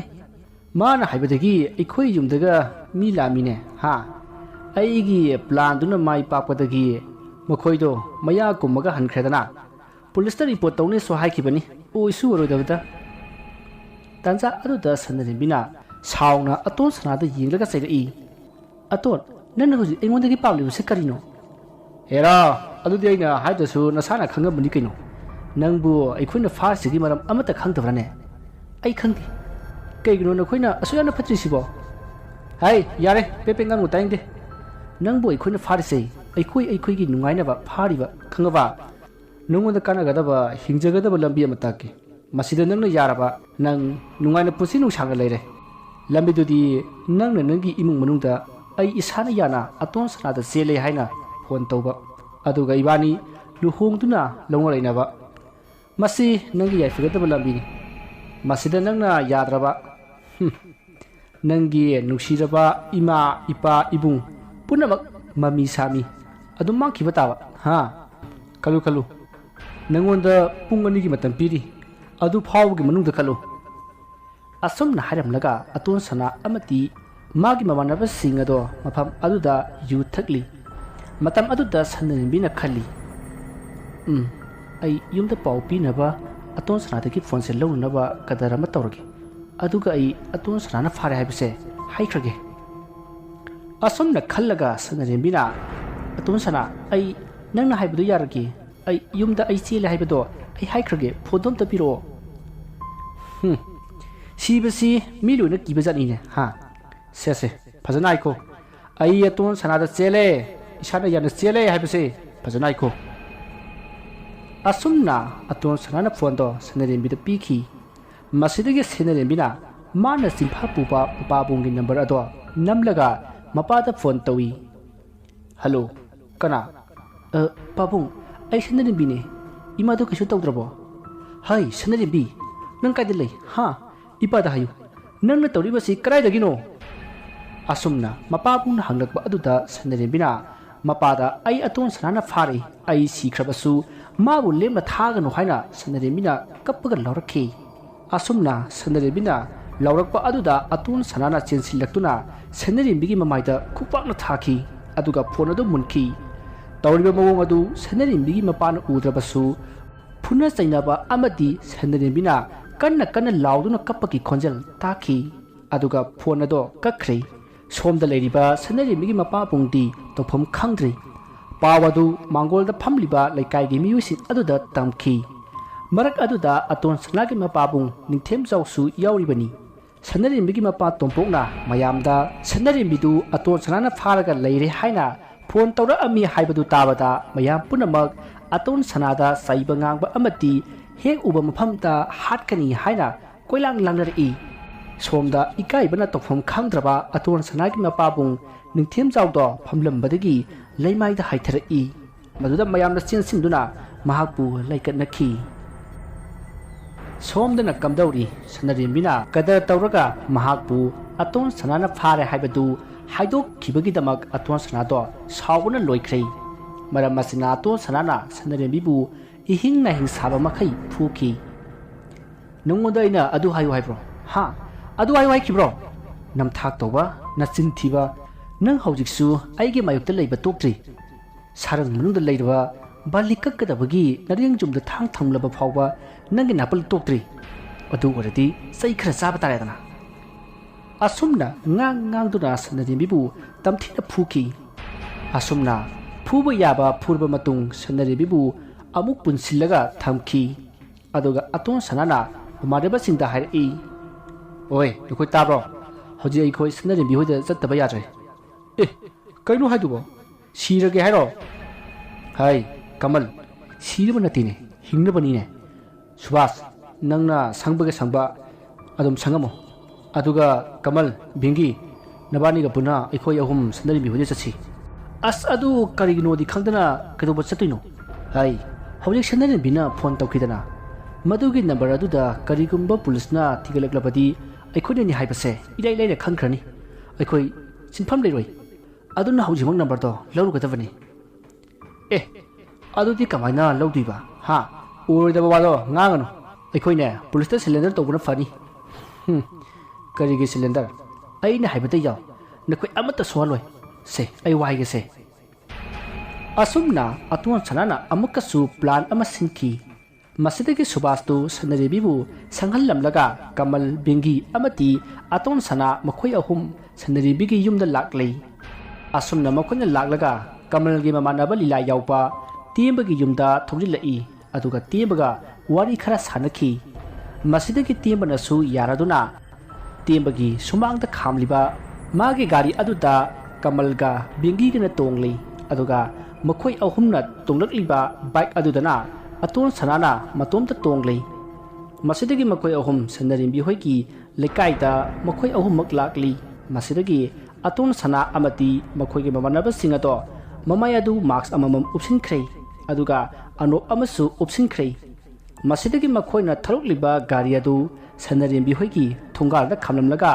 सनरिंबीगी युमदा प्रप प्रप चंगई मतम अदुदा मखोई मियोई मयाम अमा सुमांगदा लैबा याव मांगोलदा लैबा याव लैरमी मदुदा मयामना हाय हाय पुलिस लाई हे हाइदुना फुक फुक हौगनरई नुमिदांगा ओइरे मार्क्सु उपले अनोप अमसु उपले मसिगी सुमथक्ता पुलिसकी तुपी अमसु उपसल्लबनिना चंगकलिबा मखोई अहुम अदो मसक अमत्ता खंद्रि मसिदगी अतोन सनाना मयाम हौजी अखोइदा पाव खरा फंगी अखोइना फंगनबा सोदना थिगनी मरक्सिदा मखोइना फोन नुं तरुकलबदी अखोइदा हाइबिरओ नंबरदुदा अखोइना मखोइगे लेफम खंगदौरिबनी मसी हाइगेदना लाकपनी नुसा थिबिरुनुदा अखोइना फंगनबा थिगनी तंजा अदुदा तोंपोकना सर सिगी नंबर सी हौजी अइगे जानुपिदुना तौरअंबनी माना हाइबदा अतोन सनाना मासे फारे हाइरि सर यारगदी खिता थुमना थिबियु मदुगी अतोन सना हाइबदो यावना फत्तबा मिनी इसादो कई तौरंगदबनो खंद्रे नुसा थिबिरुनुदा हौजिकती नंबर सु फंगलबनिना मा चिनफम लेरोय अदो सनरिंबिगी इमादी उदे मादी काई चखरगे सर मादी मसा सोंथगिदना हंजिन हंजिन वांथबदगी ड्रिप कापी हौजिकसु ग्यान ताद्री ओ याम नुवाइती अखोइना सोदना थिगनी हंजिन हंजिन हाइजरिबसिनी अदो सोमगी फोनदो हौजिक पुखिबा तारे हयेंग स्टेशन दा लापियो ngasi numita makhoi gi lepham do khangnab thigani hoi sar hoina amukta phone ba hona piu phone du sida lejare o yam nungai jare adodi akhoi amuk chalu khige asam na haram laga aton sana amati magi mamanaba ani duga punna sanarembi gi yumdagi thori aduga makhoi gari du thauduna satkhrai makhoi ne hek chatkibaga thongal dagi police खरग लोनेना सनरेबी युम थंगनबदा लैबा मोहन का पुन्ना थोंगाल दा चंगई मदु उबदा मयाम पुनमक पुंगक ngखरै मसिदगी policing अदु चंगक लगा ꯍꯧꯖꯤꯛ ꯐꯣꯟ ꯇꯧꯔꯛꯑꯝꯃꯦꯅ ꯍꯥꯏ ꯀꯔꯤ ꯀꯔꯤ ꯍꯥꯏꯔꯛꯄ ꯇꯧꯔꯛꯑꯝꯕ ꯅꯝꯕꯔꯗꯨ ꯑꯃꯨꯛꯇ ꯄꯤꯕꯤꯔꯛꯎꯕ ꯄꯨꯂꯤꯁꯀꯤ ꯋꯥꯗꯨ ꯇꯥꯕꯗ ꯇꯣꯝꯄꯣꯛ ꯂꯦꯞꯂꯝꯕꯗꯒꯤ ꯐꯝꯊꯈ꯭ꯔꯦ ꯑꯗꯨꯒ ꯇꯞꯅ ꯍꯥꯏꯔꯛꯏ ꯁꯥꯔ ꯑꯇꯣꯟ ꯁꯅꯥꯅ ꯄꯨꯈ꯭ꯔꯦ ꯅꯝꯕꯔꯁꯨ ꯄꯨꯈ꯭ꯔꯦ ꯐꯣꯟꯁꯨ ꯄꯨꯈ꯭ꯔꯦ ꯋꯥꯗꯨ ꯇꯥꯕꯗ ꯄꯨꯂꯤꯁ ꯑꯗꯨꯅ ꯀꯔꯤꯒꯤꯅꯣꯗꯤ ꯃꯉꯣꯟꯗ ꯄꯤꯈ꯭ꯔꯤꯕ ꯃꯣꯍꯣꯟꯅ ꯍꯥꯏꯕꯗꯗꯤ ꯑꯇꯣꯟ ꯁꯅꯥꯅ ꯁꯅꯔꯦꯝꯕꯤꯁꯤ ꯐꯥꯔꯦ ꯍꯥꯏꯔꯛꯏ ꯍꯥꯏ ꯑꯗꯨꯒ ꯑꯇꯣꯟ ꯁꯅꯥꯗꯨ ꯁꯤꯗ ꯂꯥꯛꯑꯝꯃꯒ ꯅꯝꯕꯔ ꯄꯨꯈꯤꯕꯗꯨꯗ ꯅꯣꯏꯅ ꯐꯥꯍꯧꯗ꯭ꯔꯤꯕꯗꯨꯕꯨ ꯀꯔꯤꯒꯤꯅꯣ ꯃꯇꯥꯛ ꯑꯗꯨꯗ ꯃꯣꯍꯣꯟꯅ ꯆꯦꯟꯁꯤꯜꯂꯛꯇꯨꯅ ꯀꯩꯅꯣ ꯍꯥꯏꯁꯤꯕꯣ ꯀꯃꯥꯏ ꯄꯨꯈ꯭ꯔꯤꯅꯣ ꯅꯠꯇꯦ ꯅꯣꯏꯕꯨ ꯑꯇꯣꯟ ꯁꯅꯥꯁꯤ ꯃꯁꯛ ꯈꯪꯗꯕ꯭ꯔꯣ ꯍꯥ ꯃꯁꯥꯅ ꯊꯨꯡꯅ ꯂꯥꯛꯂꯕꯗꯨ ꯐꯥꯎꯕ ꯅꯈꯣꯏꯅ ꯐꯥꯍꯧꯗ꯭ꯔꯤꯕꯗꯨꯕꯨ ꯀꯔꯤꯒꯤꯅꯣ ꯍꯥꯏꯕꯅꯦ ꯇꯥꯗ ꯃꯥꯅ ꯂꯥꯛꯑꯝꯕꯗꯣ ꯄꯨꯂꯤꯁ ꯁꯥꯔꯒ ꯂꯥꯛꯑꯝꯕꯅꯤ ꯑꯗꯨꯒ ꯑꯩꯉꯣꯟꯗꯒꯤ ꯐꯣꯟꯁꯨ ꯅꯝꯕꯔꯁꯨ ꯄꯨꯂꯞ ꯂꯧꯈꯤꯕꯅꯤ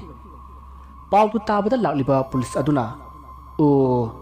ꯃꯥꯗꯤ ꯀꯣꯛ ꯌꯥꯝꯅ ꯂꯩꯕꯒꯤ ꯋꯥꯅꯤꯅꯦ ꯐꯩ ꯈꯪꯒꯅꯤꯗꯅ ꯃꯥ ꯑꯁꯨꯝꯅ ꯉꯥꯡꯅꯔꯤꯉꯩ ꯇꯥꯟꯖꯥ ꯑꯗꯨꯗ ꯑꯇꯣꯟ ꯁꯅꯥꯒꯤ ꯃꯄꯥꯕꯨꯡ ꯅꯤꯡꯊꯦꯝ ꯆꯥꯎꯗꯨ ꯐꯝꯂꯝꯕꯗꯒꯤ ꯇꯞꯅ ꯍꯧꯒꯠꯂꯛꯏ ꯃꯗꯨꯗ ꯃꯌꯥꯝꯅ ꯍꯧꯖꯤꯛꯇ ꯋꯥꯈꯜ ꯇꯥꯔꯛꯄꯗ ꯉꯥꯏꯔꯤꯕꯅꯤ ꯐꯝꯕꯤꯌꯨ ꯍꯥꯏꯅ ꯀꯟꯅ ꯈꯥꯝꯈꯤ ꯑꯗꯨꯕꯨ ꯅꯤꯡꯊꯦꯝꯖꯥꯎꯅ ꯌꯥꯈꯤꯗꯦ ꯅꯤꯡꯊꯦꯝꯖꯥꯎꯅ ꯍꯧꯒꯠꯂꯛꯂꯒ ꯄꯨꯂꯤꯁ ꯑꯗꯨꯗ ꯍꯥꯏꯔꯛꯏ ꯁꯥꯔ ꯆꯤꯡꯌꯥ ꯑꯃꯗ ꯑꯩꯒꯤ ꯁꯪ ꯑꯃ ꯂꯩ ꯍꯥꯏꯔꯤꯕ ꯁꯪꯗꯣ ꯅꯍꯥꯟꯋꯥꯏꯗ ꯑꯩꯒꯤ ꯏꯄꯥꯒꯤ ꯍꯥꯛꯇꯛꯇ ꯆꯤꯡ ꯑꯗꯨꯗ ꯀꯤꯍꯣꯝ ꯊꯥꯕꯒꯤ ꯌꯥꯔꯛꯁꯪ ꯑꯣꯏꯅ ꯁꯥꯔꯝꯕꯅꯤ ꯃꯗꯨꯒꯤ ꯁꯪꯗꯨꯗ ꯑꯃꯨꯛꯇꯪ ꯌꯦꯡꯕꯤꯌꯨ ꯁꯣꯏꯗꯅ ꯂꯩꯔꯝꯒꯗꯕ ꯃꯥꯜꯂꯤ ꯑꯁꯨꯝꯅ ꯑꯇꯣꯟ ꯁꯅꯥꯒꯤ ꯃꯄꯥꯕꯨꯡ ꯅꯤꯡꯊꯦꯝꯖꯥꯎꯅ ꯍꯥꯏꯔꯛꯄꯒꯤ ꯃꯇꯨꯡ ꯏꯟꯅ ꯅꯤꯡꯊꯦꯝꯖꯥꯎꯅ ꯍꯥꯏꯔꯛꯂꯤꯕ ꯃꯐꯝ ꯑꯗꯨꯒꯤ ꯑꯦꯗ꯭ꯔꯦꯁ ꯑꯗꯨꯗ ꯄꯨꯂꯤꯁꯁꯤꯡ ꯑꯗꯨꯅ ꯊꯤꯕ ꯂꯥꯛꯈꯤ ꯃꯇꯝ ꯑꯗꯨꯗꯅ ꯑꯇꯣꯟ ꯁꯅꯥ ꯍꯣꯏꯗꯤ ꯁꯅꯔꯦꯝꯕꯤꯒꯤ ꯃꯅꯥꯛ ꯌꯧꯔꯤ ꯃꯗꯨꯗ ꯁꯨꯕꯥꯁꯅ ꯀꯃꯥꯏ ꯇꯧꯔꯒꯦ ꯅꯝꯕꯔꯗꯨ ꯂꯧꯔꯛꯑꯕ ꯅꯠꯇ꯭ꯔꯣ ꯂꯧꯔꯦ ꯑꯩꯅ ꯁꯤꯟꯕ ꯊꯧꯔꯥꯡꯕꯨ ꯃꯥꯏ ꯄꯥꯛꯇꯦ ꯍꯥꯏꯕ꯭ꯔꯣ ꯀꯥꯟꯗꯦ ꯑꯩꯈꯣꯏ ꯃꯐꯝꯁꯦ ꯈꯨꯗꯛ ꯑꯁꯤꯗ ꯊꯥꯗꯣꯛꯇꯕ ꯌꯥꯗ꯭ꯔꯦ ꯁꯨꯝ ꯂꯩꯕꯁꯦ ꯃꯅꯥꯛ ꯁ꯭ꯋꯥꯏꯁꯤꯗ ꯈꯨꯟꯗꯥꯔꯤꯕ ꯃꯤꯁꯤꯡꯁꯤꯅ ꯈꯪꯉꯛꯄ ꯌꯥꯏ ꯑꯗꯨꯅ ꯑꯩꯈꯣꯏ ꯃꯐꯝ ꯑꯃꯗ ꯆꯠꯂꯁꯤ ꯍꯧꯖꯤꯛꯄꯨ ꯀꯥꯏꯗ ꯑꯃꯨꯛ ꯆꯠꯇꯣꯏꯅꯣ ꯂꯩ ꯃꯐꯝ ꯑꯃ ꯂꯩ ꯑꯩꯈꯣꯏꯅ ꯍꯧꯖꯤꯛ ꯒꯥꯔꯤ ꯊꯧꯖꯤꯜꯂꯛꯄꯗꯨꯗ ꯃꯈꯣꯏ ꯈꯨꯟꯖꯥ ꯈꯔ ꯎꯍꯧꯕꯅꯤ ꯃꯈꯣꯏꯗꯨ ꯑꯩꯈꯣꯏꯒꯤ ꯊꯕꯛꯁꯤꯗ ꯆꯤꯡꯅꯕ ꯃꯥꯜꯂꯤ ꯀꯔꯤꯒꯨꯝꯕ ꯃꯈꯣꯏꯅ ꯄꯨꯂꯤꯁꯇ ꯄꯥꯎ ꯄꯤꯈ꯭ꯔꯕꯗꯤ ꯑꯩꯈꯣꯏ ꯁꯣꯏꯗꯅ ꯈꯨꯗꯣꯡꯊꯤꯕ ꯅꯪꯒꯅꯤ ꯀꯥꯟꯗꯦ ꯆꯠꯁꯤ ꯑꯁꯨꯝꯅ ꯑꯇꯣꯟ ꯁꯅꯥꯅ ꯍꯥꯏꯕꯒꯤ ꯃꯇꯨꯡ ꯏꯟꯅ ꯁꯅꯔꯦꯝꯕꯤꯗꯨ ꯒꯥꯔꯤꯗ ꯍꯥꯞꯀꯠꯂꯒ ꯃꯐꯝ ꯑꯗꯨ ꯊꯥꯗꯣꯛꯂꯝꯂꯒ ꯑꯇꯣꯞꯄ ꯃꯐꯝ ꯑꯃꯗ ꯆꯠꯈ꯭ꯔꯦ ꯃꯈꯣꯏꯅ ꯍꯦꯛ ꯆꯠꯈꯤꯕꯒ ꯉꯥꯏꯍꯥꯛ ꯂꯩꯔꯒ ꯄꯨꯂꯤꯁꯁꯤꯡꯗꯨ ꯌꯧꯁꯤꯜꯂꯛꯏ ꯑꯗꯨꯒ ꯀꯨꯌꯦꯡ ꯌꯦꯡꯉꯤ ꯃꯗꯨꯗ ꯀꯟꯁꯇꯦꯕꯜ ꯑꯃꯅ ꯁꯥꯔ ꯁꯪ ꯍꯥꯏꯕꯗꯨꯗꯤ ꯃꯁꯤꯗ ꯂꯩꯔꯤꯕꯁꯤ ꯃꯥꯜꯂꯤ ꯑꯗꯨꯕꯨ ꯃꯈꯣꯏꯗ ꯂꯩꯕ ꯎꯗꯦ ꯁꯥꯔ ꯃꯈꯣꯏ ꯃꯐꯝꯁꯤꯗ ꯂꯩꯔꯝꯃꯤ ꯃꯐꯝꯁꯤꯗ ꯇꯥꯔꯤꯕ ꯕꯇꯜꯁꯤ ꯌꯨꯅꯝ ꯅꯝꯃꯤ ꯑꯗꯨꯒ ꯑꯆꯥꯄꯣꯠ ꯆꯥꯈꯤꯕꯒꯤ ꯀꯣꯕꯔꯁꯤꯡꯁꯤꯁꯨ ꯍꯧꯖꯤꯛ ꯆꯥꯔꯝꯕꯒꯤ ꯏꯍꯟꯍꯜꯂꯤ ꯃꯈꯣꯏ ꯃꯐꯝꯁꯤꯗꯒꯤ ꯆꯠꯈ꯭ꯔꯦ ꯌꯥꯝꯅ ꯁꯤꯡꯕꯒꯤ ꯃꯑꯣꯡꯅꯤꯅꯦ ꯐꯔꯦ ꯑꯩꯈꯣꯏ ꯑꯃꯨꯛ ꯍꯟꯅ ꯁꯅꯔꯦꯝꯕꯤ ꯍꯣꯏꯗ ꯆꯠꯂꯁꯤ ꯑꯗꯨꯒ ꯃꯁꯤ ꯅꯠꯇꯕ ꯑꯇꯣꯞꯄ ꯃꯐꯝ ꯀꯔꯝꯕ ꯂꯩꯕꯒꯦ ꯍꯥꯏꯕꯗꯣ ꯍꯪꯉꯨꯁꯤ ꯑꯁꯨꯝꯅ ꯄꯨꯂꯤꯁꯁꯤꯡ ꯑꯗꯨꯅ ꯃꯐꯝ ꯑꯗꯨꯗ ꯑꯇꯣꯟ ꯁꯅꯥ ꯍꯣꯏꯕꯨ ꯀꯣꯏꯊꯤ ꯊꯤꯔꯝꯂꯒ ꯆꯤꯡꯌꯥ ꯑꯗꯨꯗꯒꯤ ꯊꯧꯗꯣꯔꯛꯂꯤ ꯑꯁꯨꯝꯅ ꯄꯨꯂꯤꯁꯁꯤꯡ ꯑꯗꯨꯅ ꯁꯅꯔꯦꯝꯕꯤ ꯍꯣꯏꯒꯤ ꯌꯨꯝꯗ ꯂꯥꯛꯄꯗ ꯑꯇꯣꯟ ꯁꯅꯥ ꯑꯃꯗꯤ ꯃꯥꯒꯤ ꯃꯃꯥꯟꯅꯕ ꯀꯃꯜ ꯑꯃꯗꯤ ꯕꯦꯡꯒꯤꯕꯨ ꯕꯥꯏꯛ ꯑꯃꯗ ꯇꯣꯡꯂꯒ ꯂꯝꯕꯤꯗ ꯊꯧꯔꯝꯕꯗꯨ ꯊꯦꯡꯅꯈꯤ ꯃꯗꯨꯗ ꯄꯨꯂꯤꯁ ꯀꯟꯁꯇꯦꯕꯜ ꯑꯃꯅ ꯁꯥꯔ ꯉꯁꯥꯏ ꯄꯤꯔꯛꯄ ꯑꯇꯣꯟ ꯁꯅꯥ ꯍꯥꯏꯕꯗꯨꯒꯤ ꯐꯣꯇꯣꯗꯨꯒ ꯃꯥꯟꯅꯕ ꯅꯨꯄꯥ ꯑꯃ ꯑꯥꯗ ꯒꯥꯔꯤ ꯊꯧꯔꯤ ꯍꯥꯏ ꯃꯅꯥꯛꯁꯤꯗ ꯒꯥꯔꯤ ꯊꯧꯖꯤꯜꯂꯨ ꯑꯁꯨꯝꯅ ꯄꯨꯂꯤꯁꯁꯤꯡ ꯑꯗꯨꯅ ꯃꯈꯣꯏꯒꯤ ꯒꯥꯔꯤ ꯑꯗꯨ ꯑꯇꯣꯟ ꯁꯅꯥꯒꯤ ꯃꯅꯥꯛꯇ ꯊꯧꯖꯤꯜꯂꯤ ꯑꯗꯨꯒ ꯑꯇꯣꯟ ꯁꯅꯥ ꯍꯣꯏꯅ ꯊꯧꯔꯤꯕ ꯒꯥꯔꯤ ꯑꯗꯨ ꯈꯥꯝꯍꯟꯈꯤ ꯃꯗꯨꯗ ꯑꯇꯣꯟ ꯁꯅꯥ ꯍꯣꯏꯅ ꯁꯥꯔ ꯀꯔꯤ ꯂꯩꯔꯒꯦ ꯍꯥꯏꯅ ꯍꯪꯉꯤ ꯃꯗꯨꯗ ꯄꯨꯂꯤꯁ ꯑꯣꯐꯤꯁꯥꯔ ꯑꯗꯨꯅ ꯅꯪꯂꯥ ꯑꯇꯣꯟ ꯁꯅꯥ ꯍꯥꯏꯁꯦ ꯍꯥꯏꯅ ꯍꯪꯉꯤ ꯃꯗꯨꯗ ꯑꯇꯣꯟ ꯁꯅꯥꯅ ꯃꯥꯅꯦ ꯁꯥꯔ ꯑꯩꯅꯦ ꯍꯥꯏꯅ ꯈꯨꯝꯃꯤ ꯃꯗꯨꯗ ꯄꯨꯂꯤꯁ ꯑꯣꯐꯤꯁꯥꯔ ꯑꯗꯨꯅ ꯑꯗꯨꯗꯤ ꯑꯣꯐꯤꯁ ꯐꯥꯎꯗꯪ ꯆꯠꯂꯨꯁꯤ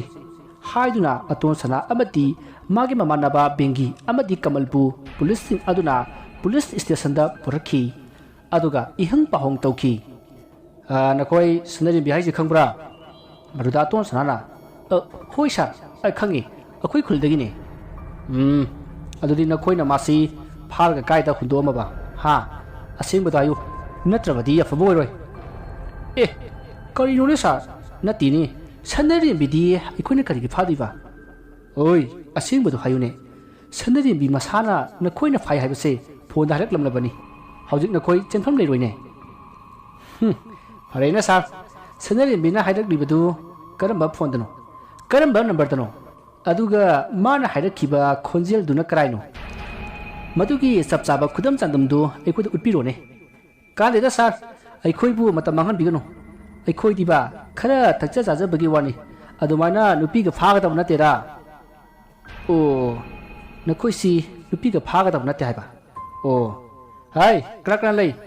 ꯁꯅꯔꯦꯝꯕꯤ ꯍꯣꯏꯒꯤ ꯌꯨꯝꯒꯤ ꯃꯤꯑꯣꯏꯁꯤꯡꯗ ꯄꯥꯎ ꯄꯤꯈꯣ ꯃꯈꯣꯏꯒꯤ ꯃꯤ ꯈꯔ ꯂꯥꯛꯑꯣ ꯍꯥꯏꯌꯨ ꯑꯁꯨꯝꯅ ꯄꯨꯂꯤꯁ ꯁ꯭ꯇꯦꯁꯟ ꯑꯗꯨꯗ ꯁꯅꯔꯦꯝꯕꯤꯒꯤ ꯌꯨꯝꯒꯤ ꯃꯤꯑꯣꯏ ꯈꯔ ꯀꯧꯈꯤ ꯑꯗꯨꯒ ꯆꯤꯟꯕꯪ ꯋꯥꯐꯪꯅꯈꯤ ꯃꯗꯨꯗ ꯇꯣꯟ ꯁꯅꯥꯅ ꯅꯠꯇꯦꯅꯦ ꯃꯌꯥꯝꯅ ꯇꯧꯕꯤꯔꯤꯁꯤꯕꯨ ꯀꯔꯤꯅꯣ ꯉꯁꯥꯏ ꯅꯨꯡꯊꯤꯜꯁꯨ ꯑꯩꯒꯤꯗ ꯂꯥꯛꯑꯝꯃꯕ ꯅꯠꯇ꯭ꯔꯣ ꯑꯗꯨꯒ ꯍꯧꯖꯤꯛꯅ ꯄꯨꯂꯤꯁ ꯇꯧꯔꯒ ꯑꯩꯕꯨ ꯐꯥꯍꯜꯂꯤ ꯅꯠꯇꯦꯅꯦ ꯃꯌꯥꯝꯅ ꯑꯩꯕꯨ ꯆꯤꯡꯅꯕꯤꯔꯤꯁꯤꯕꯨ ꯀꯩꯒꯤꯅꯣ ꯍꯥꯏꯕꯅꯤꯗ ꯃꯗꯨꯗ ꯁꯅꯔꯦꯝꯕꯤꯒꯤ ꯃꯄꯥꯅ ꯍꯣꯏ ꯅꯪꯅ ꯏꯆꯥꯗꯨ ꯐꯥꯔꯒ ꯊꯝꯃꯤ ꯍꯥꯏꯕꯁꯦ ꯏꯆꯥ ꯁꯅꯔꯦꯝꯕꯤꯅꯅꯦ ꯃꯆꯤꯟꯅ ꯍꯥꯏꯔꯝꯂꯕꯅꯤ ꯅꯪ ꯆꯦꯟꯕ ꯌꯥꯔꯣꯏ ꯍꯥꯏ ꯑꯍꯟ ꯅꯪ ꯃꯗꯨꯒꯤ ꯈꯨꯗꯝ ꯆꯥꯡꯗꯝ ꯄꯤꯕ ꯉꯝꯒꯗ꯭ꯔꯣ ꯍꯥ ꯃꯥꯅ ꯇꯧꯔꯝꯕ ꯅꯝꯕꯔꯗꯨ ꯀꯔꯥꯏ ꯍꯥ ꯅꯝꯕꯔꯗꯨ ꯀꯔꯥꯏꯅꯣ ꯍꯣꯏ ꯅꯝꯕꯔꯗꯨꯗꯤ ꯅꯪꯅ ꯄꯨꯂꯤꯁ ꯁꯥꯔꯒ ꯂꯧꯈ꯭ꯔꯕ ꯅꯠꯇ꯭ꯔꯣ ꯍꯥ ꯑꯗꯨ ꯈꯪꯉꯗꯤ ꯄꯨꯂꯤꯁ ꯁꯥꯔꯒ ꯂꯥꯛꯑꯝꯕꯗꯨꯗ ꯐꯥꯍꯧꯕ ꯌꯥꯗ꯭ꯔꯣ ꯍꯥ ꯍꯥꯠꯇꯣꯛꯍꯧꯕ ꯌꯥꯗ꯭ꯔꯣ ꯀꯩ ꯀꯥꯟꯗꯕꯗ ꯑꯩꯕꯨꯅꯦ ꯅꯨꯄꯤ ꯐꯥꯕ ꯌꯥꯝ ꯐꯠꯇꯕ ꯃꯤ ꯇꯥꯍꯟꯒꯅꯨ ꯁꯥꯔ ꯈꯨꯗꯝ ꯆꯥꯡꯗꯝ ꯂꯩꯔꯀꯥꯟꯗ ꯑꯩꯈꯣꯏꯕꯨ ꯐꯥꯕ ꯂꯥꯛꯄꯤꯌꯨ ꯕꯥꯏ ꯒꯨꯗ ꯅꯥꯏꯠ ꯑꯁꯨꯝꯅ ꯄꯨꯂꯤꯁꯁꯤꯡ ꯑꯗꯨꯗ ꯀꯔꯦꯝꯅꯔꯝꯂꯒ ꯑꯇꯣꯟ ꯁꯅꯥꯒꯤ ꯀꯥꯡꯕꯨ ꯑꯗꯣ ꯑꯃꯨꯛ ꯆꯠꯈ꯭ꯔꯤ ꯃꯁꯤꯗꯒꯤ ꯄꯨꯂꯤꯁꯁꯤꯡ ꯑꯗꯨꯅ ꯃꯌꯥꯝꯗ ꯃꯌꯥꯝ ꯑꯇꯣꯟ ꯁꯅꯥꯅ ꯁꯅꯔꯦꯝꯕꯤꯁꯦ ꯁꯣꯏꯗꯅ ꯐꯥꯕ ꯑꯣꯏꯔꯝꯒꯅꯤ ꯑꯗꯨꯕꯨ ꯍꯧꯖꯤꯛꯃꯛꯀꯤꯗꯤ ꯃꯥꯒꯤ ꯃꯊꯛꯇ ꯃꯔꯥꯟ ꯄꯤꯕ ꯌꯥꯕ ꯃꯇꯤꯛ ꯆꯥꯕ ꯄ꯭ꯔꯃꯥꯟ ꯂꯩꯇꯕꯅ ꯃꯍꯥꯛ ꯆꯠꯈꯤꯕꯅꯤ ꯑꯗꯨꯕꯨ ꯑꯩꯈꯣꯏ ꯃꯥꯒꯤ ꯃꯔꯝꯗ ꯁꯣꯏꯗꯅ ꯊꯤꯈꯤꯒꯦ ꯑꯗꯨꯒ ꯁꯅꯔꯦꯝꯕꯤꯕꯨ ꯐꯪꯅꯕꯁꯨ ꯍꯣꯠꯅꯖꯒꯦ ꯉꯁꯤꯒꯤꯗꯤ ꯃꯌꯥꯝ ꯍꯟꯕꯤꯔꯣ ꯄꯨꯂꯤꯁ ꯑꯣꯐꯤꯁꯥꯔ ꯑꯗꯨꯅ ꯍꯥꯏꯔꯛꯂꯤꯕ ꯋꯥꯐꯝ ꯑꯗꯨꯗ ꯃꯌꯥꯝ ꯑꯗꯣ ꯅꯨꯡꯉꯥꯏꯇꯅ ꯃꯌꯨꯝꯗ ꯑꯃꯨꯛ ꯍꯟꯅꯈꯤ ꯃꯌꯥꯝ ꯍꯟꯅꯈ꯭ꯔꯕ ꯃꯇꯨꯡ ꯄꯨꯂꯤꯁꯁꯤꯡ ꯑꯗꯨꯅ ꯋꯥ ꯇꯥꯅꯈꯤ ꯁꯥꯔ ꯑꯇꯣꯟ ꯁꯅꯥꯅ ꯐꯥꯏ ꯍꯥꯏꯕꯁꯤ ꯁꯅꯔꯦꯝꯕꯤ ꯃꯁꯥꯅ ꯍꯥꯏꯔꯛꯑꯝꯃꯤ ꯍꯥꯏꯔꯤ ꯑꯗꯨꯒ ꯑꯇꯣꯟ ꯁꯅꯥꯗꯤ ꯉꯁꯥꯏ ꯂꯩꯀꯥꯏ ꯃꯤꯌꯥꯝꯅ ꯂꯥꯛꯄꯗ ꯃꯌꯨꯝꯗ ꯇꯨꯝꯕꯒ ꯂꯩꯔꯝꯃꯦꯁꯨ ꯍꯥꯏꯔꯤ ꯃꯁꯤꯒꯤꯁꯨ ꯃꯊꯛꯇ ꯃꯥꯗꯤ ꯍꯧꯖꯤꯛꯁꯨ ꯃꯃꯥꯟꯅꯕ ꯈꯔꯒ ꯄꯨꯜꯂꯨꯔꯒ ꯃꯌꯨꯝꯗ ꯍꯜꯂꯛꯂꯤ ꯃꯁꯤꯗꯕꯨ ꯃꯥꯅ ꯐꯥꯔꯝꯒꯗ꯭ꯔꯅꯦ ꯑꯩꯁꯨ ꯈꯜꯂꯤꯕꯅꯤ ꯀꯔꯤꯒꯨꯝꯕ ꯃꯥꯅ ꯁꯅꯔꯦꯝꯕꯤꯁꯤ ꯐꯥꯔꯕꯗꯤ ꯃꯥ ꯌꯨꯝꯗ ꯂꯩꯔꯣꯏ ꯀꯨꯂꯣꯠ ꯂꯣꯠꯄ ꯇꯥꯕꯅꯤ ꯑꯗꯨꯕꯨ ꯃꯥꯅ ꯏꯐꯣꯡ ꯐꯣꯡꯅ ꯂꯩꯔꯤꯕꯁꯤ ꯃꯥꯅ ꯐꯔꯝꯗꯧꯕ ꯃꯥꯟꯗꯦ ꯑꯇꯣꯞꯄ ꯃꯤꯑꯣꯏꯁꯤꯡꯅ ꯑꯇꯣꯟ ꯁꯅꯥ ꯁꯥꯔꯒ ꯐꯥꯔꯕ꯭ꯔꯥ ꯍꯥꯏꯕꯗꯣ ꯈꯪꯗ꯭ꯔꯦꯅꯦ ꯑꯗꯨꯕꯨ ꯑꯩꯈꯣꯏ ꯊꯤꯖꯤꯟꯕꯗꯤ ꯂꯦꯞꯄ ꯌꯥꯗꯦ ꯍꯌꯦꯡ ꯅꯣꯡ ꯍꯦꯛ ꯉꯥꯟꯕꯒꯅꯦ ꯁꯅꯔꯦꯝꯕꯤꯒꯤ ꯃꯃꯥꯗ ꯋꯥ ꯈꯔ ꯍꯪꯁꯤ ꯃꯉꯣꯟꯗ ꯇꯁꯦꯡꯅ ꯑꯇꯣꯟ ꯁꯅꯥꯅ ꯐꯥꯕꯗꯨ ꯎꯍꯧꯕ꯭ꯔꯥ ꯍꯪꯁꯤ ꯃꯈꯣꯏꯅ ꯍꯥꯏꯕꯗꯗꯤ ꯁꯅꯔꯦꯝꯕꯤꯒ ꯃꯃꯥꯒꯗꯨ ꯌꯨꯝꯗꯒꯤ ꯀꯧꯊꯣꯛꯑꯒ ꯐꯥꯕꯅꯦꯁꯨ ꯍꯥꯏꯔꯤ ꯁꯥꯔ ꯌꯨꯝꯗꯒꯤ ꯀꯧꯊꯣꯛꯄ ꯍꯥꯏꯔꯤꯕꯅꯤꯅ ꯃꯈꯣꯏ ꯌꯥꯅꯕꯁꯨ ꯃꯥꯜꯂꯦ ꯁꯥꯔ ꯑꯩꯁꯨ ꯃꯗꯨ ꯈꯜꯂꯤꯕꯅꯤ ꯑꯗꯨꯒ ꯀꯔꯤꯒꯤ ꯁꯅꯔꯦꯝꯕꯤꯅ ꯐꯣꯟꯗ ꯑꯇꯣꯟ ꯁꯅꯥꯅ ꯐꯥꯏ ꯍꯥꯏꯔꯛꯂꯤꯕ ꯈꯪꯗ꯭ꯔꯦ ꯍꯌꯦꯡ ꯃꯃꯥꯗꯣ ꯎꯅꯔꯒ ꯀꯔꯝꯅ ꯀꯧꯊꯣꯛꯄꯅꯣ ꯃꯤꯑꯣꯏꯁꯤꯡꯗꯨ ꯃꯁꯛ ꯈꯪꯕ꯭ꯔꯥ ꯍꯥꯏꯕꯗꯣ ꯍꯪꯅꯁꯤ ꯑꯁꯨꯝꯅ ꯄꯨꯂꯤꯁ ꯑꯃꯗꯤ ꯂꯩꯀꯥꯏꯒꯤ ꯃꯤꯑꯣꯏ ꯃꯌꯥꯝ ꯑꯗꯣ ꯑꯇꯣꯟ ꯁꯅꯥꯒꯤ ꯀꯣꯛ ꯑꯗꯨꯗ ꯃꯀꯣꯛ ꯂꯩꯈꯥꯏꯔꯤ ꯃꯥꯅ ꯇꯧꯕꯅꯤ ꯍꯥꯏꯕꯗꯤ ꯈꯪꯂꯕꯅꯤ ꯑꯗꯨꯕꯨ ꯈꯨꯗꯝ ꯆꯥꯡꯗꯝ ꯐꯪꯗꯕꯅ ꯃꯥꯕꯨ ꯐꯥꯕ ꯉꯝꯈꯤꯗꯦ ꯑꯁꯨꯝꯅ ꯃꯇꯝ ꯑꯗꯨ ꯍꯧꯈ꯭ꯔꯤ ꯅꯨꯃꯤꯠ ꯑꯗꯨꯒꯤ ꯑꯍꯤꯡ ꯄꯨꯡ 2 ꯇꯥꯔꯛꯂꯕ ꯃꯇꯝꯅꯤ ꯑꯇꯣꯟ ꯁꯅꯥ ꯑꯃꯗꯤ ꯃꯥꯒꯤ ꯃꯃꯥꯟꯅꯕ ꯑꯅꯤ ꯑꯗꯨꯒ ꯄꯨꯟꯅ ꯁꯅꯔꯦꯝꯕꯤꯅ ꯂꯩꯔꯤꯕ ꯃꯐꯝ ꯑꯗꯨꯗ ꯑꯃꯨꯛ ꯂꯥꯛꯏ ꯇꯁꯦꯡꯅ ꯃꯥꯅ ꯇꯧꯔꯤꯕ ꯊꯧꯔꯥꯡ ꯑꯁꯤꯗ ꯃꯥꯒ ꯄꯨꯜꯂꯤꯕ ꯃꯃꯥꯟꯅꯕꯁꯤꯡ ꯐꯥꯎꯕ ꯄꯨꯡꯉꯛ ꯉꯛꯈꯤ ꯃꯁꯤꯗꯒꯤ ꯑꯇꯣꯟ ꯁꯅꯥꯅ ꯁꯅꯔꯦꯝꯕꯤꯒꯤ ꯃꯅꯥꯛ ꯌꯧꯔꯒ ꯃꯥꯅ ꯐꯣꯟꯗ ꯄꯥꯎ ꯄꯤꯔꯨꯕꯅ ꯋꯥꯊꯣꯛ ꯑꯁꯤ ꯆꯥꯎꯊꯣꯔꯛꯂꯤꯕꯅꯤ ꯍꯥꯏꯗꯨꯅ ꯃꯉꯣꯟꯗ ꯇꯥꯏꯅꯗꯨꯅ ꯐꯨꯈꯤ ꯃꯁꯤꯗ ꯅꯠꯇꯅ ꯃꯤꯀꯨꯞ ꯑꯗꯨꯗ ꯑꯇꯣꯟ ꯁꯅꯥꯅ ꯁꯅꯔꯦꯝꯕꯤꯒꯤ ꯃꯁꯥ ꯁꯣꯛꯈꯤ ꯁꯅꯔꯦꯝꯕꯤ ꯀꯞꯄ ꯅꯠꯇꯅ ꯀꯔꯤꯁꯨ ꯇꯧꯕ ꯉꯝꯈꯤꯗꯦ ꯀꯔꯤꯕꯨꯗꯤ ꯇꯧꯔꯨꯅꯤ ꯑꯃ ꯄꯥꯜꯂꯖꯕ ꯐꯥꯎꯕ ꯉꯝꯂꯔꯣꯏꯗꯕ ꯃꯈꯣꯏ ꯃꯔꯤꯅ ꯌꯣꯝꯁꯤꯟꯗꯨꯅ ꯁꯔꯥꯛ ꯇꯝꯂꯔꯕꯗ ꯄꯨꯛꯅꯤꯡ ꯄꯦꯟꯅ ꯀꯞꯄ ꯅꯠꯇꯅ ꯀꯔꯤꯗꯤ ꯎꯄꯥꯏ ꯂꯩꯔꯤ ꯃꯁꯤꯒꯤ ꯃꯇꯨꯡ ꯑꯇꯣꯟ ꯁꯅꯥ ꯁꯅꯔꯦꯝꯕꯤꯕꯨ ꯁꯨꯕꯥꯁꯇ ꯑꯃꯨꯛ ꯁꯤꯟꯅꯔꯝꯂꯒ ꯃꯈꯣꯏ ꯃꯃꯥꯟꯅꯕ ꯑꯍꯨꯝ ꯑꯗꯣ ꯃꯐꯝ ꯑꯗꯨ ꯊꯥꯗꯣꯛꯂꯝꯂꯒ ꯂꯥꯛꯂꯤ ꯃꯇꯝ ꯑꯗꯨꯗ ꯑꯇꯣꯟ ꯁꯅꯥꯅ ꯁꯨꯕꯥꯁꯇ ꯍꯥꯏꯔꯝꯃꯤ ꯚꯥꯏ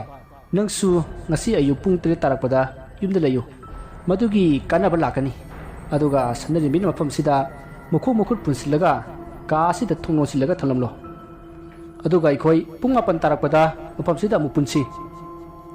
ꯑꯁꯨꯝꯅ ꯑꯇꯣꯟ ꯁꯅꯥꯅ ꯑꯅꯧꯕ ꯄ꯭ꯂꯥꯟ ꯑꯃꯃꯨꯛ ꯇꯧꯔꯝꯂꯕ ꯃꯇꯨꯡ mahak mamanab ahum aduga punna mayumda hanki masagi matung aton sanatu maki mayumda sangi matuda ningthim jawna sinsil laktuna mamaida kupana thaki hai nanga tawsi karino ha nanga tawri basi napa ibu miya mangsida sangsi siu haibro babung kaino haidubo nati babung phawna ibu singrabro karigi singatani ha hayu nang kai salui nang hauji karai saluge ho police na pharoriba khangabra police na pharoriba hai police station digi sat khra haibadi phana kuire aduga hauji nongaram dai sida laklibasi karigino haibani babung aina aigi isagi yumsida handanigo matamda hanjanbada karasu je pinab leiti masi hairamlaga aton sana magi kada sangki aduga magi kagi thong ado gamlawnga thinjinki maduda ningthem jauna hai tabra nangge yumsida nanga lehoro aidine binabunda chalani nanga leminaga dabgi saruk sikhibana farabani asumna ningthem jauksu kaptuna magi kada sangki masigi matung nonga lei ayuki pung taruk khara helakpada pulising atu aton sanagi yumda lakhi aduga aton sanaga unaki good morning aton sana good morning sir ayuk sida kai lerage khudam changdam phanglabro khudam changdam aton sana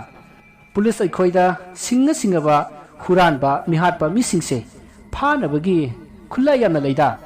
hauji khudakta phaba ngamdrabasu kaidonungda na thokpadi ngamdi hariba sa wafam aduga aiga kari bai leinege sa mari leiнаrakani ha aikhoi sanari bigi yumda yorabani magi mamana haibada sanari bi phabada miyoi mari yawi hairi aduga miyoi amadi mana masak khangi mana masak khangiba nupa aduna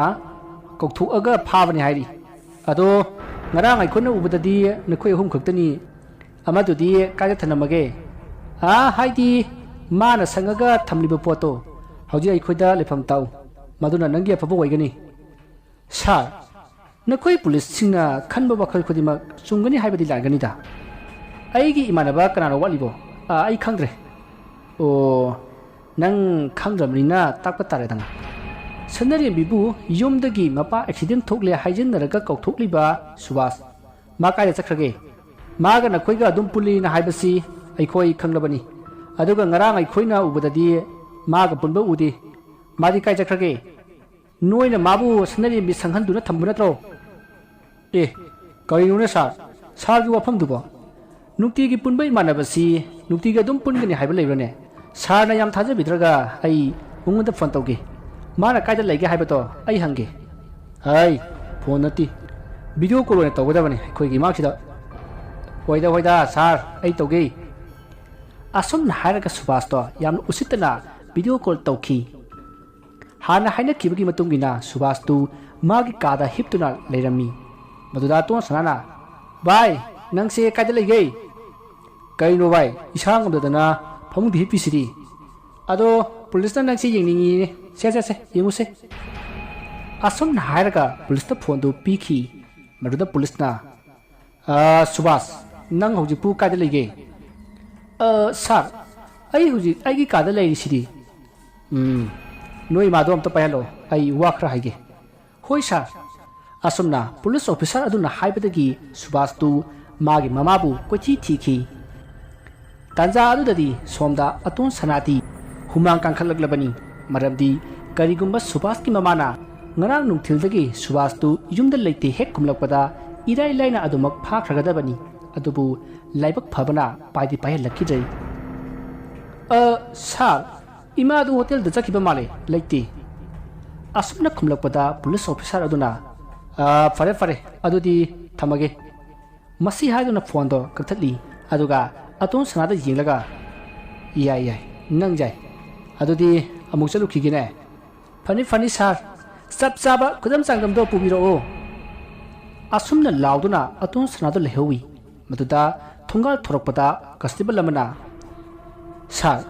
aikhoina atun sanada chinribasi landri bajalane